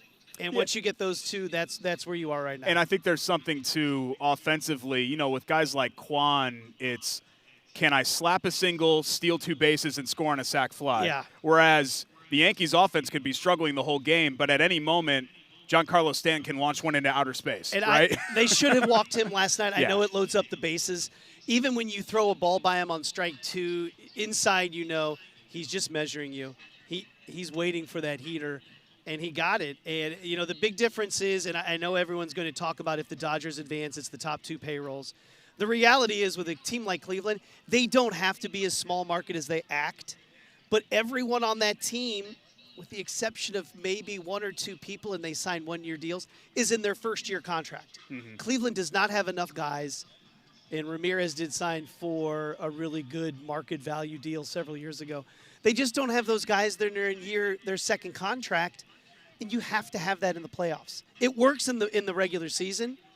You have to have dudes in the playoffs, and the Yankees right now have dudes. Yeah, no question. I thought of you last night because I have a lot of Cleveland sports fans in my life, and none of them know each other. Like, you don't know any of my other Cleveland fans. And he was responding to a tweet that was like, oh, God, that was heartbreaking, and I'm going to be, you know, down for the count for a while. And he's like, that's not even a top 5 Cleveland baseball loss or a top 10 Cleveland sports loss, man. What are you talking about? No, I agree. Guys, you know, it's kind of like, what is it, Bane from the Batman movies, like I was born in the darkness, right? You know, Cleveland sports fans are just used to it. Yeah, it was a tough loss, but at no point did they have the lead. You know, you still had to shut down and then find a way to score. Hey, look, anyone that's a Cleveland fan knows they have to score at least 4 runs before the other team, and then you hope the bullpen holds up. And then you choke it away. If you can't get to 4 runs, you know, the home runs the other night, we got to my aunt's house in Orlando and actually turned on the bottom of the 9th. As I'm driving from the park to my aunt's house, I'm falling on the phone. I'm like, gosh, they blew it.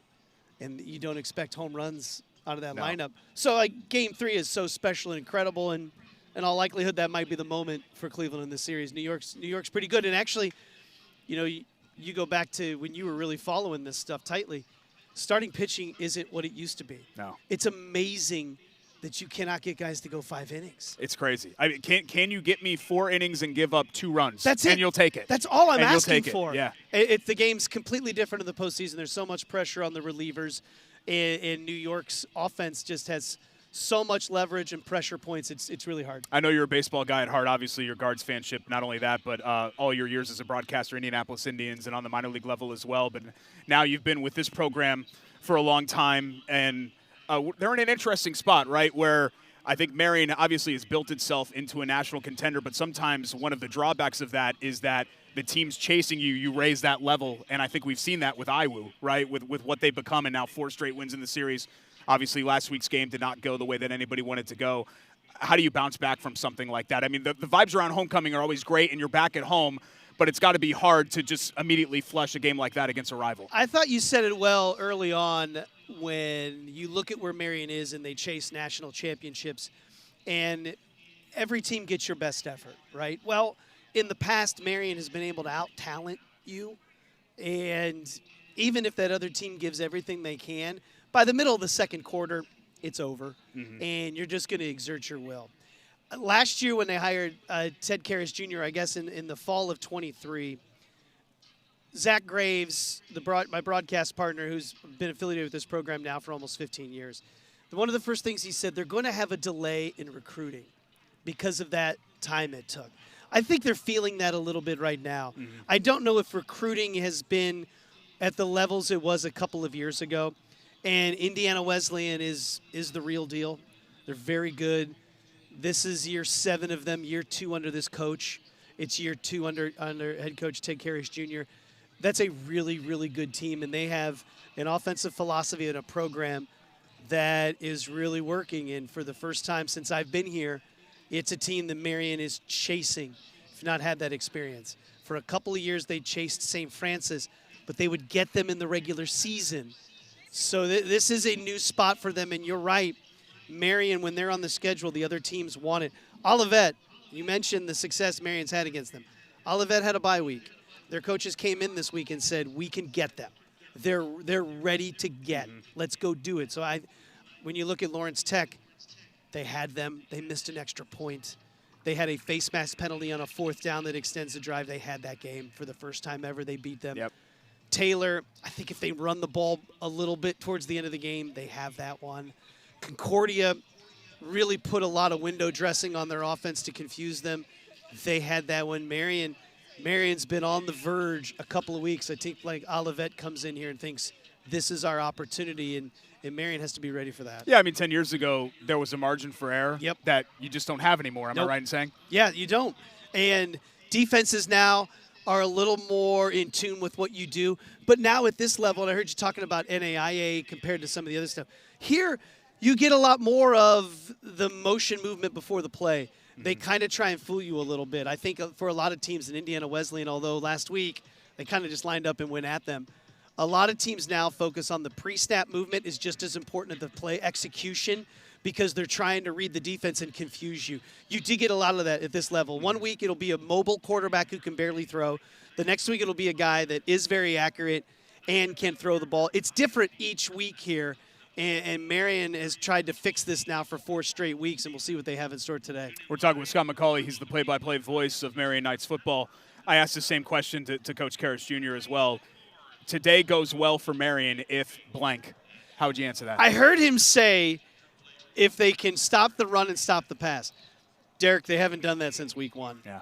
I mean, you're looking at almost 1,800 yards of total offense in 4 weeks. Which is shocking for considering what this program has been. This is a team right? that didn't give up 2,000 yards of total offense in seasons. Like, Yeah. this is – so I think they can't turn the ball over. They have to take care of the ball. They have 8 interceptions right now in the season. That's the most from a QB in the regular season in almost 10 years. And we've played 5 games. They have to do that. And, yeah, on defense, I don't know where to point to. You know, you look at third downs, 34%, pretty good. They haven't had many third downs and stops. I just think they have to find a way to not turn the ball over and get turnovers. That's how they win this game, is by being +2, maybe +3 in turnovers, because I don't know what you're going to get from the defense. You look at not only this program, these athletic programs, this university, you've been associated here for a long time now. What's that growth been like for you to have kind of a front row seat to see what this has become? And we're going to have thousands of people in this place for homecoming weekend. Like, it's exciting. And you bring Pat Knight in. Todd Howard is now the associate head coach with all of his experience he has from IUPUI as a head coach and working with Ron Hunter. The baseball program, the women's basketball team, and, you know, when Jake talking about Katie Gerald's and going to Purdue, which everyone here knew deep down, that was the transition. Yeah. That was the path. It's been great. Last week's crowd, even with the tail kicking, wall-to-wall fans the entire time. Like, they show up. You know, there are some games a couple of years ago where the team had to provide their own energy. Now you don't. Yep. They're starting to come out. You're starting to see them on the road. I really think the ISC partnership has had a huge help and a huge leap as well. When we're driving back from road games, Zach and I, he'll pull up other calls to see other teams. It's a camera on top of the press box, right? Yeah. Like, this is... It's Mickey Mouse. This is a real deal here. And then, you know, in 19, when we were able to do television games on the road, that was unreal. And we had the coaches show, like, unreal. Like, that is D1 level stuff. Sure. The ISC stuff, I think, makes a big, big difference and has played a big role in the way that people on the outside perceive Marian athletics. Yeah, I mean, any athletic program that can add a Jordan shoe, that just kind of changes the entire complexion of your program. That doesn't make right? the website. You know, that doesn't. People don't know about that. That's not on Twitter. Jordan's our stuff game like director, that. by the way. He's directing this show right now as well, and he does a wonderful job when it 10 comes seconds. to that. Thanks, Jordan. Appreciate it. Yeah. One last thing here, Scott. Bringing it back to baseball, I thought you'd get a kick out of this. I was talking to a buddy last night, Yankees fan buddy, and we were talking about, I think it was Game 5 against the Phillies. It was in Philadelphia. The last time the Yankees were in the World Series was 2009. And we're going through the plays, and I'm thinking to myself, oh, my God, I watched that game at Scott McCauley's starter home on Rosslyn in Broad Ripple. I mean, I was 25. I had $10 in my bank account, probably. And we're like, come on and over. You were an old radio guy, and I was like, hey, I think he has a flat screen TV. Let's go over there and watch it. And I watched the game. That's how long it's been since the Yankees were in the series. So it's interesting how when we recall moments, you know where you are, even when they think about the game. I do it all the time with my wife and kids. My wife will bring something up, and I'll say, oh, yeah, it's here. We watched that with Ryan Davis. We watched the Rays game 1 or 2 at the Oak and Barrel. Like, those moments kind of come together. I remember our Giants games, the Giants' first Super Bowl run. I showed up at a couple BW3s with I remember, you, and you're like, hey, I don't know what you're going on this Sunday, but I need you to come back to this B-Dubs. Like, I was superstitious, It's fun when sports can bring everyone together. Moments like that can bring everyone together. Playoff baseball is excellent. Yeah. It's just like, I know it gets a bad rap, but thank goodness the Pacers are going to be involved with it again. NBA playoffs are fantastic. It's awesome. Like, playoff sports How fun was are great. Pacers-Knicks last year? I mean, it was amazing. Yes. The whole city was on fire. Like, you got to have the Pacers in the playoffs, and I think they will be. And although the East is tough. Yeah. There's no joke, and the West is tough. But all the playoffs are great. The chance to connect with people is awesome. I knew I was coming on today, and I thought, well, it's either 2-2 or 3-1. But I appreciate Derek because I know you have tons of Cleveland fans, and it's hard because you're like, I want the Yanks to win because it would be fun for my son and I to watch this, and it's been so long. But on the other side, don't worry, we get over it pretty quick. We get over it. We get over it pretty quick. Because you're used to it. You were born in the darkness. Yeah. I'll tell you this. I think I'm the one person on the planet that was a non-Cleveland fan rooting for Cleveland in the Cubs World Series in 2016 because of you and all my friends. Yeah, and thank you. Yeah. And it still kind of irks me a little bit when everyone talks about, it's been so long for the Cubs. I'm like, yeah, okay, the other team hasn't won in 70 quite a while whatever either. years. Yeah, sure. Like, and it turns out to be the greatest, one of the best World Series that we've been out there. And you talk about last night's loss. Oh, it's got to be one of the top 5. No. Look back in history in baseball. Who's had 2 of arguably, you have Mazeroski's home run, but in the top 5 most difficult 7-game losses, Cleveland's there in 97 and Cleveland's there in 16. And it's all part of the fabric, the DNA. And I have a 10-year-old son who I'm not pushing him in that direction. But look, when you look at the decor around your home, sometimes you're guiding them into that darkness. I mean, I can think of 3 Jose Mesa games that were worse. Right? Just him alone. It's there. That were worse. Always appreciate it, buddy. Great to catch up. I know it's been too long since we talked, but have a great call today. And I know we always say, hey, let's get together. Let's do it. Let's actually get together. Congrats to you and Jake for landing here. Like, I know it was tough when you guys didn't have the show. But for you guys to be able to pull this off and to get together once a week, I think it's good for people. It's good for you too. I think 1 versus 5 is really good for you. Yeah. Right? But no, I think sure. it's awesome that you guys are able to do this. We're very thankful you came out here. I'm very happy that you two still get to talk to each other. So Yeah, I'm having my cake and eating it too. That's yeah, how and I the feel. Purdue gig. Yeah, it's been great. I'm so happy Yeah. for that you get to do some stuff and find what normal work I mean, is you like. knew me when I was at the peak of my IU fandom, and can't even imagine what it is. And now I'm all decked out in black and gold and the whole deal. And you know what? That bucket game might be a bloodbath. It could be. Might it be a could bloodbath. It's great to see you again. Scott will be on the call right here on the ISC Sports Network. Kickoff at 1:05. Great to see you, pal. Thanks, man. We got plenty more coming from Marian University, including some more coach interviews. Don't go anywhere. Special edition, Query and Schultz here on the ISC Sports Network.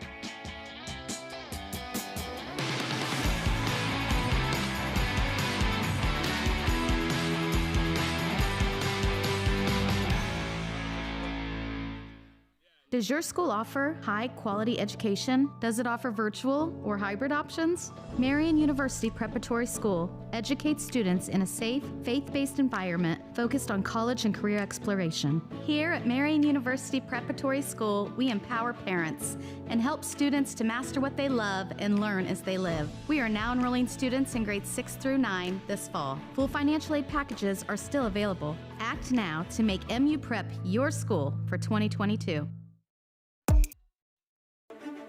There's something that may surprise you about Marian University. It's not our Catholic faith or our Franciscan values.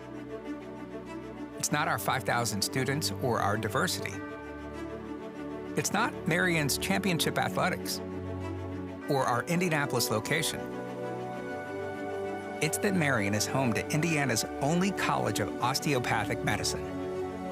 Marian, Indy's Catholic University. Welcome back. An absolutely beautiful afternoon for football here at Marian University, a live edition of Query and Schultz. Special Marian Homecoming Edition. Thanks so much for joining us. My name is Derek Schultz. Obviously, we're right in the heart of football season, but hoops is right around the corner. We're nearing Halloween, we're nearing scrimmages, and we're nearing a new season for the Marian women's basketball program, who have a new leader at the helm, and she's sitting directly to my right. It's Santana Anderson.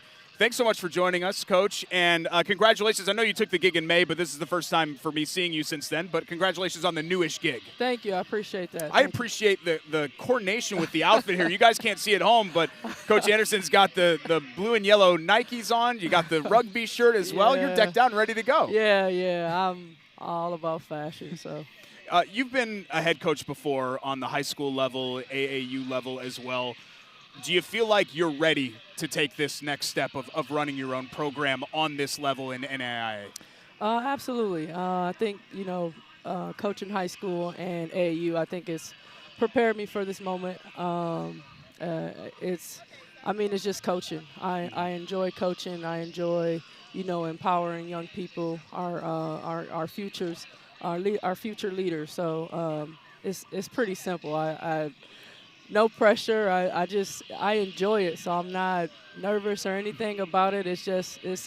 Basketball has been a part of who I am.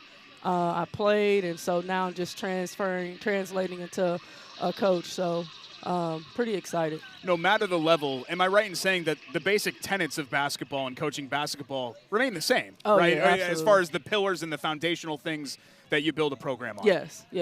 I don't think, obviously you're separated by the levels of Division I, II, III, and NAIA. But I think Marian is a pretty high-level competitive school, and I think we can pretty much compete with some of the best. As opposed to being airdropped in somewhere else, how big of an advantage do you feel as it is for you to have the familiarity of being on this staff for the last couple of years and knowing the players and knowing the culture here at Marian? Yeah, it's to an advantage. I have a really good relationship with all of our returning players and developing and continuing to develop our relationship with the newcomers. I strongly feel in relationships, I feel that, if my players trust me and they know that I trust them, then they can go out and do some great things on the court. Every program loses players every single year, but not all of them lose a two-time National Player of the Year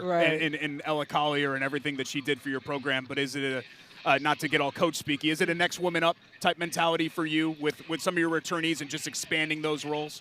I think so. Our kids know what we lost, but I think, you know, they're pretty excited about showing what their abilities. I've been in practice the last 3 years, so I know, you know, the talent that we have on our team. And so I'm just really looking forward to them being able to put that to showcase in front of others so that others can see what they're capable of as well. What's your recruiting pitch for Marian, and does being able to pitch Indianapolis and having all the amenities that a big city offers, is that part of your play when you're in the living room of a prospective student athlete? Absolutely. I mean, you know, we talk about Marian. Marian is a great school. When I bring kids on campus or just talk about Marian in general, I always talk about the education piece because that's the most important piece to me. They're student athletes for a reason. They come here to get a degree, and that's the focus. But also while they're getting that degree, they're also able to develop skills through basketball. And then just having Indianapolis, downtown Indianapolis, 5-10 minutes away from campus is definitely a selling point. Our kids never get bored. They always have something to do on the weekends, some things to look forward to. You know, there's concerts, all different. Indianapolis has a lot of things going on, so I think that definitely helps with recruitment. And no offense to some of the other programs that you guys compete with, but sometimes you're on that bus and you're going out to Ohio or Illinois or somewhere like that, and you're like, where are we right now, right? It's the middle of nowhere, whereas here, you know, it's vibrant and you get the city vibes as well. Yes, absolutely. I love, you know, we're a hidden gem. I tell people we're a hidden gem on the west side of Indianapolis. But I love Indy. I love living here. I love being a part of the Marian community. Sunny Anderson's the new head women's basketball coach here at Marian. She joins us here for a special edition homecoming show of Query and Schultz. Who have been some of the people and some of the coaches, not just coaches, but mentors, friends, the people close to you who have kind of guided you in your coaching journey? I've looked up to a lot of people. One of the most important people that I kind of look up to and kind of just model a lot of is Neil Ivey from Notre Dame. I grew up watching her as a player, kind of watching her at Notre Dame, and I remember going in the gym, practicing moves that I saw her do. We played completely for different positions, but I just like, you know, her hungriness for the game. And then she was at Xavier when I was a player at Xavier, so she was on our staff there, and I thought that was pretty cool. Yeah. And then just watching her transition into the assistant at Notre Dame and now the head coach, I just like watch her and just take key notes from her, and that's an all-time idol for me. That's one person that I really look up to. And when you played at XU, I mean, A-10 was a really good league. It still is a really good league, but is it a little surreal now, you know, 20 years later, and they're playing UConn? You're like, what? Really? Yes. Yeah, it is definitely different. Definitely different. But, you know, I think they can compete on that level. I felt like when we were there, we can compete on that level as well. But it is different. It's different. Last thing here, and we'll let you go, Sonny, because I know you got to get to the homecoming festivities. I was born and raised in Connecticut, but my folks are born and raised in South Bend. They're Adams grads. And so when I was living all the way out there, we still had my grandparents were still living, and we still had family, South Bend, Plymouth, Niles, Michigan area. Mm-hmm. And we come out, and South Bend, to me, as an 8-year-old, was like Disney World. Like, I thought it was great. I was like, oh, my God, we're going to go to the East Race, and, like, we're going to, you know, do all this stuff, Sunny Italy Cafe and all these other institutions. South Bend's been a very special place in my life, but what I've always appreciated about South Bend is that the people that are actually from there carry a pride with them about it. And it feels like the city, I know you're in Indy now and enjoying it, feels like the city's on the come up a little bit. Mm-hmm. Do you carry that sort of pride being a South Bender and all the success that you've had professionally there as well? Absolutely, 100%. South Bend has been very, very good to me. It's developing. That South Bend had a huge impact on the person that I am today. When I go back there, I mean, I can't. It's funny because I have a 13-year-old daughter, and we're walking and going different places, and she's just like, Mom, everybody knows you. And it's a little big town, right? Yeah, it's a little big town. Everybody knows you, and obviously, you know, they said I was pretty decent in basketball up there, so I'm pretty known around the town. And, I mean, it's just a great city. It's a small, everybody knows everybody. It takes you 5 to 10 minutes to get from one city to or one side of town to the next. So coming here and moving to Indy and try to have to, now you got a time and I've got to leave like 45 minutes early sometimes just to make it, from one place to another. But definitely I love South Bend. That is the place that made me the person that I am today. And I love everything that the city is doing. And I just enjoy most of all of my family is still there. So my mom is there, my siblings are there and nieces and nephews. So I'm always going back there to visit. It's great to see, for sure, to see it on the come up. Great player at Riley, great player at Xavier, now looking to be a great player, a great coach at Marian. Congratulations, Thank you. Looking forward to year one, Sonny. Thanks so much. Thank you. I'm excited. Thanks for having me. That's Sonny Anderson from Marian. We'll come back with more next from Marian University, a homecoming Saturday edition of Corey and Schultz here on the ISC Sports Network. Thank you.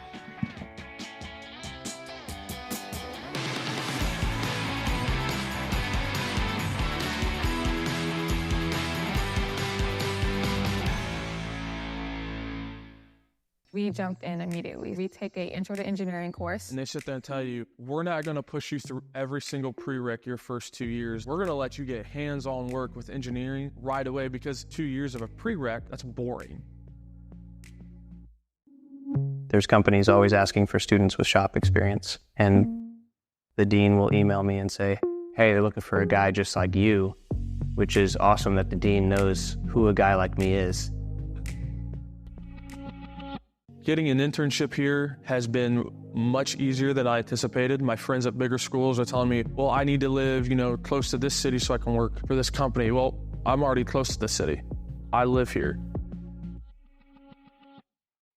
I've always liked Indianapolis. I've been interested in the bigger city life. The community and everything fell into place. With my degree, I plan on becoming a pediatric nurse.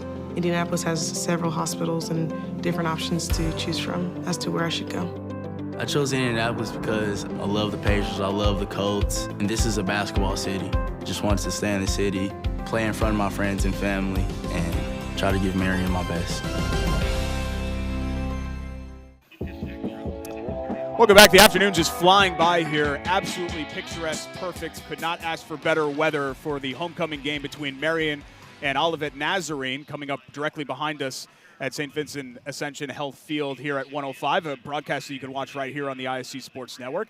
But we've been happy to talk to a bunch of coaches from a bunch of different sports, including some new first-year head coaches. And our latest is making his debut as Marian's head baseball coach coming up this spring, and it's Todd Miller. Congratulations, Coach, on the new gig. Thank you so much. I'm extremely excited to be here at Marian and be back in the home state of Indiana. You've been around baseball coaching for a long time. What makes you confident about jumping into this role now of running your own program here at Marian? Yeah, it's been a something that I've really looked forward to for a lot of years now, and I think Marian is just an absolute gold mine of where we're currently at, but also where we're going.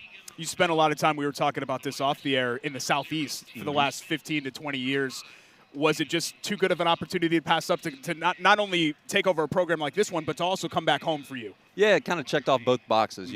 Being Catholic myself lines up with our views family-wise, getting a chance to come back home and truly build a program of longevity. It's something that, I want to win. We're going to win, and excited to do it here at Marian. When you look around at the other programs, so many of them, football, men's and women's basketball, volleyball, soccer, tennis, have had national success as well. Is that infectious a little bit when you think to yourself, hey, why not Marian baseball, right? Why not? Yeah, I think it's the question is not necessarily why not, but when. Sure. When's it going to happen for us? And part of that is hitting the ground running. We've done that this fall. I think it starts with great leadership from Steve Downing in the athletic administration. And, I'm excited to get to hop on board and really try to keep up with the rest of the sports in terms of the footballs and the basketballs of the success that they've had. Your background is as a hitting coach, so if you'll allow me, I have a really dumb hitting question for you. Regardless of the level and regardless of the player talent level, are the core tenets, the mental and physical disciplines of hitting the same regardless of what level that you're on? Yeah, try to keep it simple as swinging at strikes and taking balls. Our goal as an offense, as a hitting guy, is to score as many runs as possible. And sometimes that's via the walk, via a hit by pitch, the single, double, triple home run. But, you know, we want to apply pressure on teams that we play. And a big piece is scoring more than we give up. And that's what we're going to try to do here. Marian head baseball coach Todd Miller joins us, special edition of Corey and Schultz. Even in your 15, 16, whatever, however long it's been that you've been around coaching, feels like analytics and what we talk about with baseball has changed a lot. You know, launch angle and pitch velo and bat speed. How much has that been incorporated into just the sport in general, but also how you approach coaching? Yeah, I think if you're not keeping up with those trends, you're getting passed up. And so we're trying to blend, I guess, the new school with the old school of you know, see ball, hit ball, but also understand, hey, if we hit it 95 and above exit velocity, we've got a lot better chance of getting on base and scoring runs. And you know, you got to blend, you got to understand your guys, what they need. You know, there's also a paralysis by analysis type thought. So you got to understand your guys first, and then understand what type of metrics they need so that they can go out and play their best. Is there a hitter, past or present, that you look at and you say, that's the guy, that's the perfect model for what I want? You know, I don't know if there's a perfect model, but guys that have the ability to be on time with fastball, guys that have the ability to recognize spin and you know, have quality at bats. That's a big thing that we've talked about this fall, is having quality at bats, what that looks like, how my at bat can affect the one behind me and in front of me, and ultimately, you know, it's a team offense. It's not just one hitter, and it's 9 guys trying to beat that one pitcher to score as many runs as possible. You come here via Davidson. I always thought it would be cool to be associated with Davidson because Steph Curry and the national, like, you know, you go to a lot of places and you have to explain to people, this is where the university is, this is our mascot.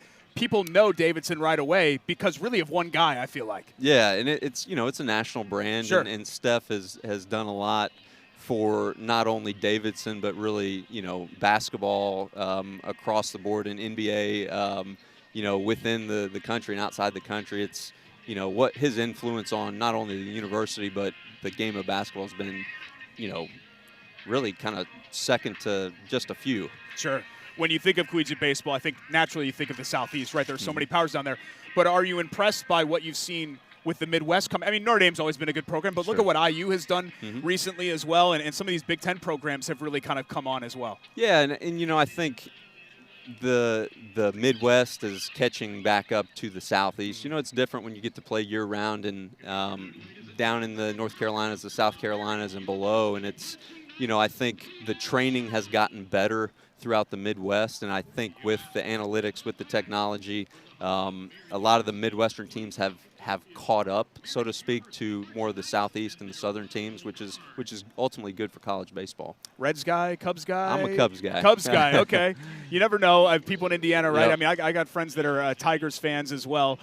Who's your favorite player growing up? What made you want to be a baseball player? You know, I loved whatever sport was in season. I was a football, basketball, baseball guy. Being a Cubs fan, I was a big Schwan Dunston. Oh, okay, yeah, sure. You know, He's a great player. He had an absolute cannon, played shortstop, just a stud player. For me, there, you know, there's a lot of guys that have come through that have been better talent-wise, but he was one of my favorites growing up. I don't hear a lot, you know, you hear Rhino, right? Yep. Everybody's with Sandberg, but I don't hear a lot of Dunston. It's great to Sean Dunston to get some love as well. Yeah. Coach, we appreciate you joining us. Best of luck this year with the program, but we're looking forward to being out here at the baseball field come spring to see what the Knights put on the field. We're excited. Thank you so much for Thanks having so me. much, Coach. Appreciate it. That's Todd Miller, the new baseball coach at Marian University. We're back with more next. Special edition homecoming right behind me. Marian and Olivet Nazarene coming up here at 105 right here on the ISC Sports Network.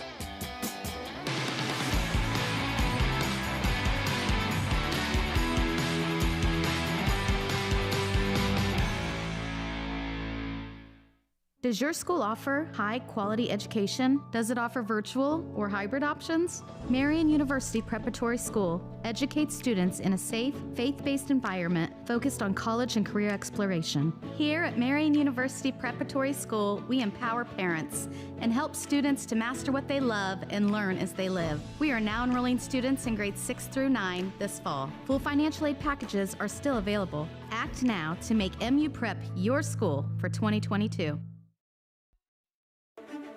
There's something that may surprise you about Marian University.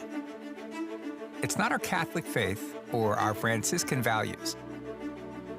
It's not our 5,000 students or our diversity. It's not Marian's championship athletics or our Indianapolis location. It's that Marian is home to Indiana's only college of osteopathic medicine. Marian, Indy's Catholic University. Welcome back to the campus of Marian University here on the near west side of Indianapolis. Jake Query along with Derek Schultz, and this man needs no introduction sitting between us, but he is the first-year head basketball coach at Marian, the pride of Bloomington North, Indiana University. Pat Knight joins us. And Pat, before we get to talking basketball, I have to first off say a huge thank you for very clearly when you moved from Las Vegas out here to take this job, you had to downsize at home, right? So some of your Las Vegas stuff didn't make the cut, right? Yeah, no, you actually saw it in the picture. Now, did you officially present this to me as the owner, or are you just showing this to me? No, it's yours. Yours. This is beautiful. No, it's yours to take home. Put it by Buddha. If you want to go into that story, but this is the Elvis Gnome, right? Elvis Gnome. That's okay, right. So he is a native of Las Vegas? Yes, yes. Okay, and is he sad to be departing, or are you sad to be I'll just departing? get another one. It's not like a one of a kind. I mean, just go on Amazon. Okay, now, Jake, fair enough. Where do you put that in the two-bedroom apartment where you live alone? Right. Where do you put the Elvis Gnome? Well, we've told the story before, but so Pat and I obviously knew each other in college, and one day we went to downtown Bloomington to what would you describe White Rabbit? What kind of store? Just It'd be kind of like one of those smoke shops with record, vinyl store, like hippie. And we bought little incense. Right. We bought a little Buddha statue. Was it underneath the upstairs Correct. pub? Yes. Yeah. Okay. Yeah. I know what you're talking about. So we bought a little Buddha statue and painted it gold. Yep. And I still have them and I tried to pass them along to different people, but then when they would get married, he'd always end up moving back home. So he now has a roommate. Perfect. Yeah. Yep. I feel like I know way too much about your college life, so I know all about your Pat Knight stories, a lot of which we can't air here. Thank God. But, Coach, I know you're excited about taking over this program. What made you want to come back? You know, you'd been away for a long time. Obviously, you'd remained around basketball, but traveling the world and your Pacers involvement. What made you want to run a basketball program again? I just wasn't happy with the way my career ended. You know, and you can't talk about it at the time. You know, one, you really want to get paid because, honestly, like they'll tell you, your agent will tell you, don't tell them off, because you have all these clauses in your contract that, I mean, they'll use it not to pay you. Mm-hmm. And then you don't want to start talking to the media about this and that because it kind of looks like sour grapes. So the main thing is you kind of got to just keep quiet, get your money. But now, I mean, 10 years have gone by. I was pissed the way things ended. Never got a chance to build a program. You're promised things, don't come through. You get boosters that don't know the first thing about basketball. They buy you out. I mean, it's just a mess. And it's still that way, but it always galled me, and I always wanted to get back in, but I needed a break. Pacers were great, but then when my dad, you know, got Alzheimer's, I really couldn't go back. Yeah. But then towards the end, you know, pretty much just watching my dad die, I'm like, life's short, and if I get a chance, I'm going to do it. You know, it's not about money anymore. And so, but I always wanted to go to a smaller school. Didn't want to, with a lot less BS than there is at Division I. And, you know, I've known all about Marian because of the great job Steve Downey's done. And I kind of mentioned to him, he was down seeing my dad towards the end. And my dad was pretty much in a coma. You know, they're on a hospital bed in his house. And we were just talking about the program. And all his coaches have done well and had opportunities to move on. So Coach Hetty's done a great job here. And I was like, hey, you know, if that job ever opens up, you know, I'd have an interest. And, you know, of course, Steve was like, why would you want to leave the NBA to come to a small school? I was like, Steve, it's just personal. One, I wasn't happy with my career ended, and I want to end on my own terms, build a program.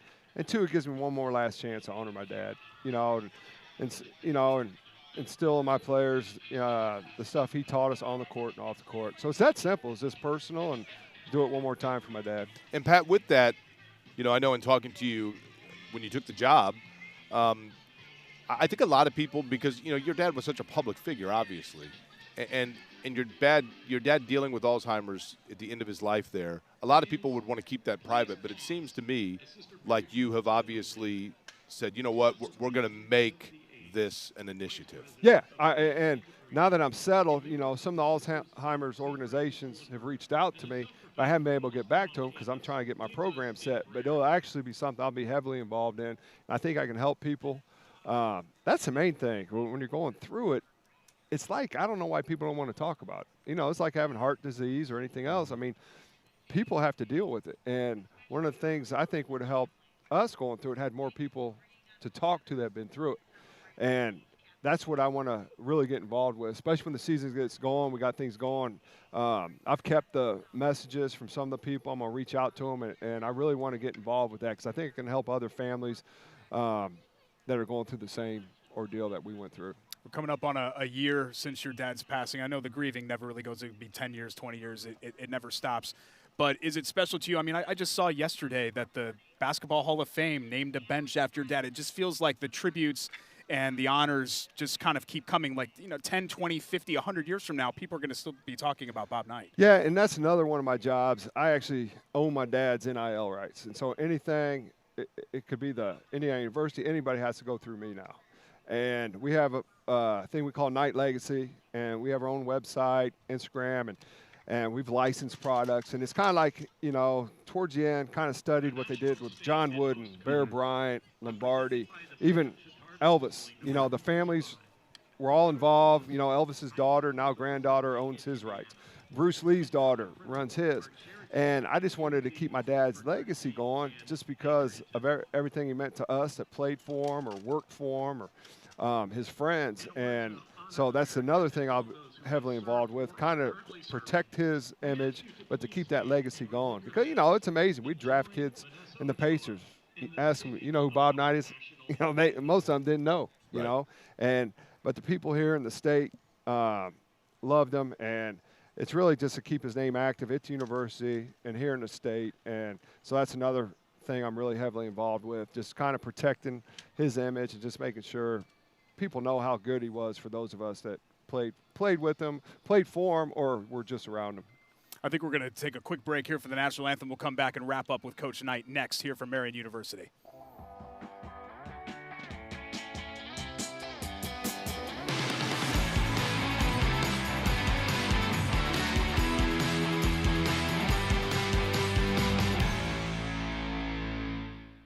Does your school offer high-quality education? Does it offer virtual or hybrid options? Marian University Preparatory School educates students in a safe, faith-based environment focused on college and career exploration. Here at Marian University Preparatory School, we empower parents and help students to master what they love and learn as they live. We are now enrolling students in grades 6 through 9 this fall. Full financial aid packages are still available. Act now to make MU Prep your school for 2022.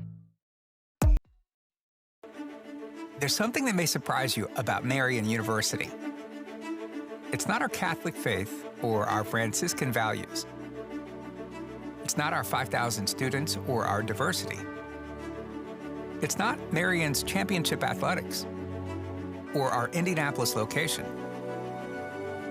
It's that Marian is home to Indiana's only college of osteopathic medicine.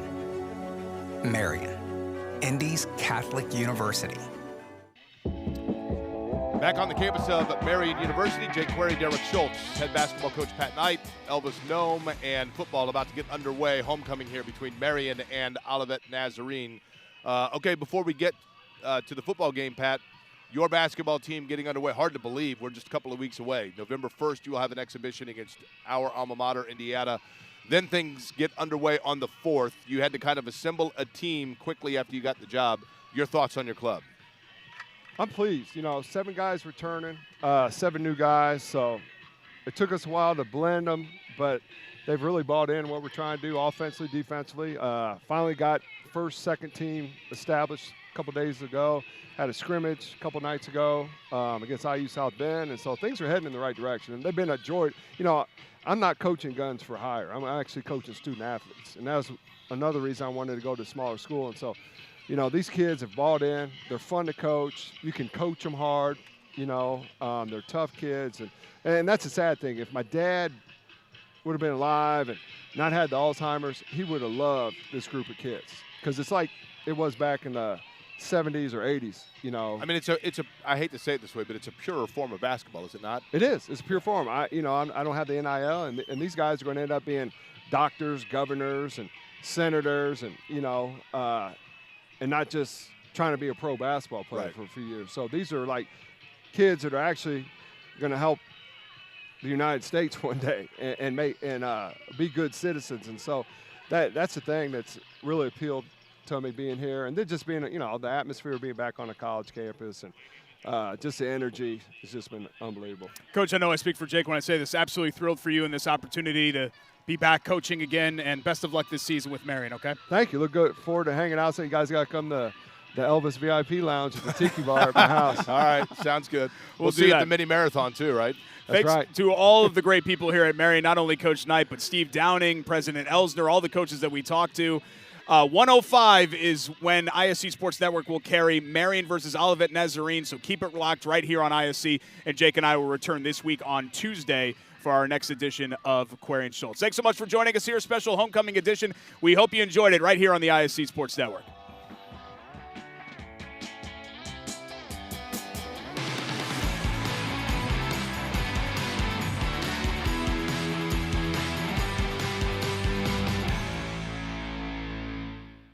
We jumped in immediately. We take a intro to engineering course. And they sit there and tell you, we're not going to push you through every single prereq your first 2 years. We're going to let you get hands-on work with engineering right away, because 2 years of a prereq, that's boring. There's companies always asking for students with shop experience, and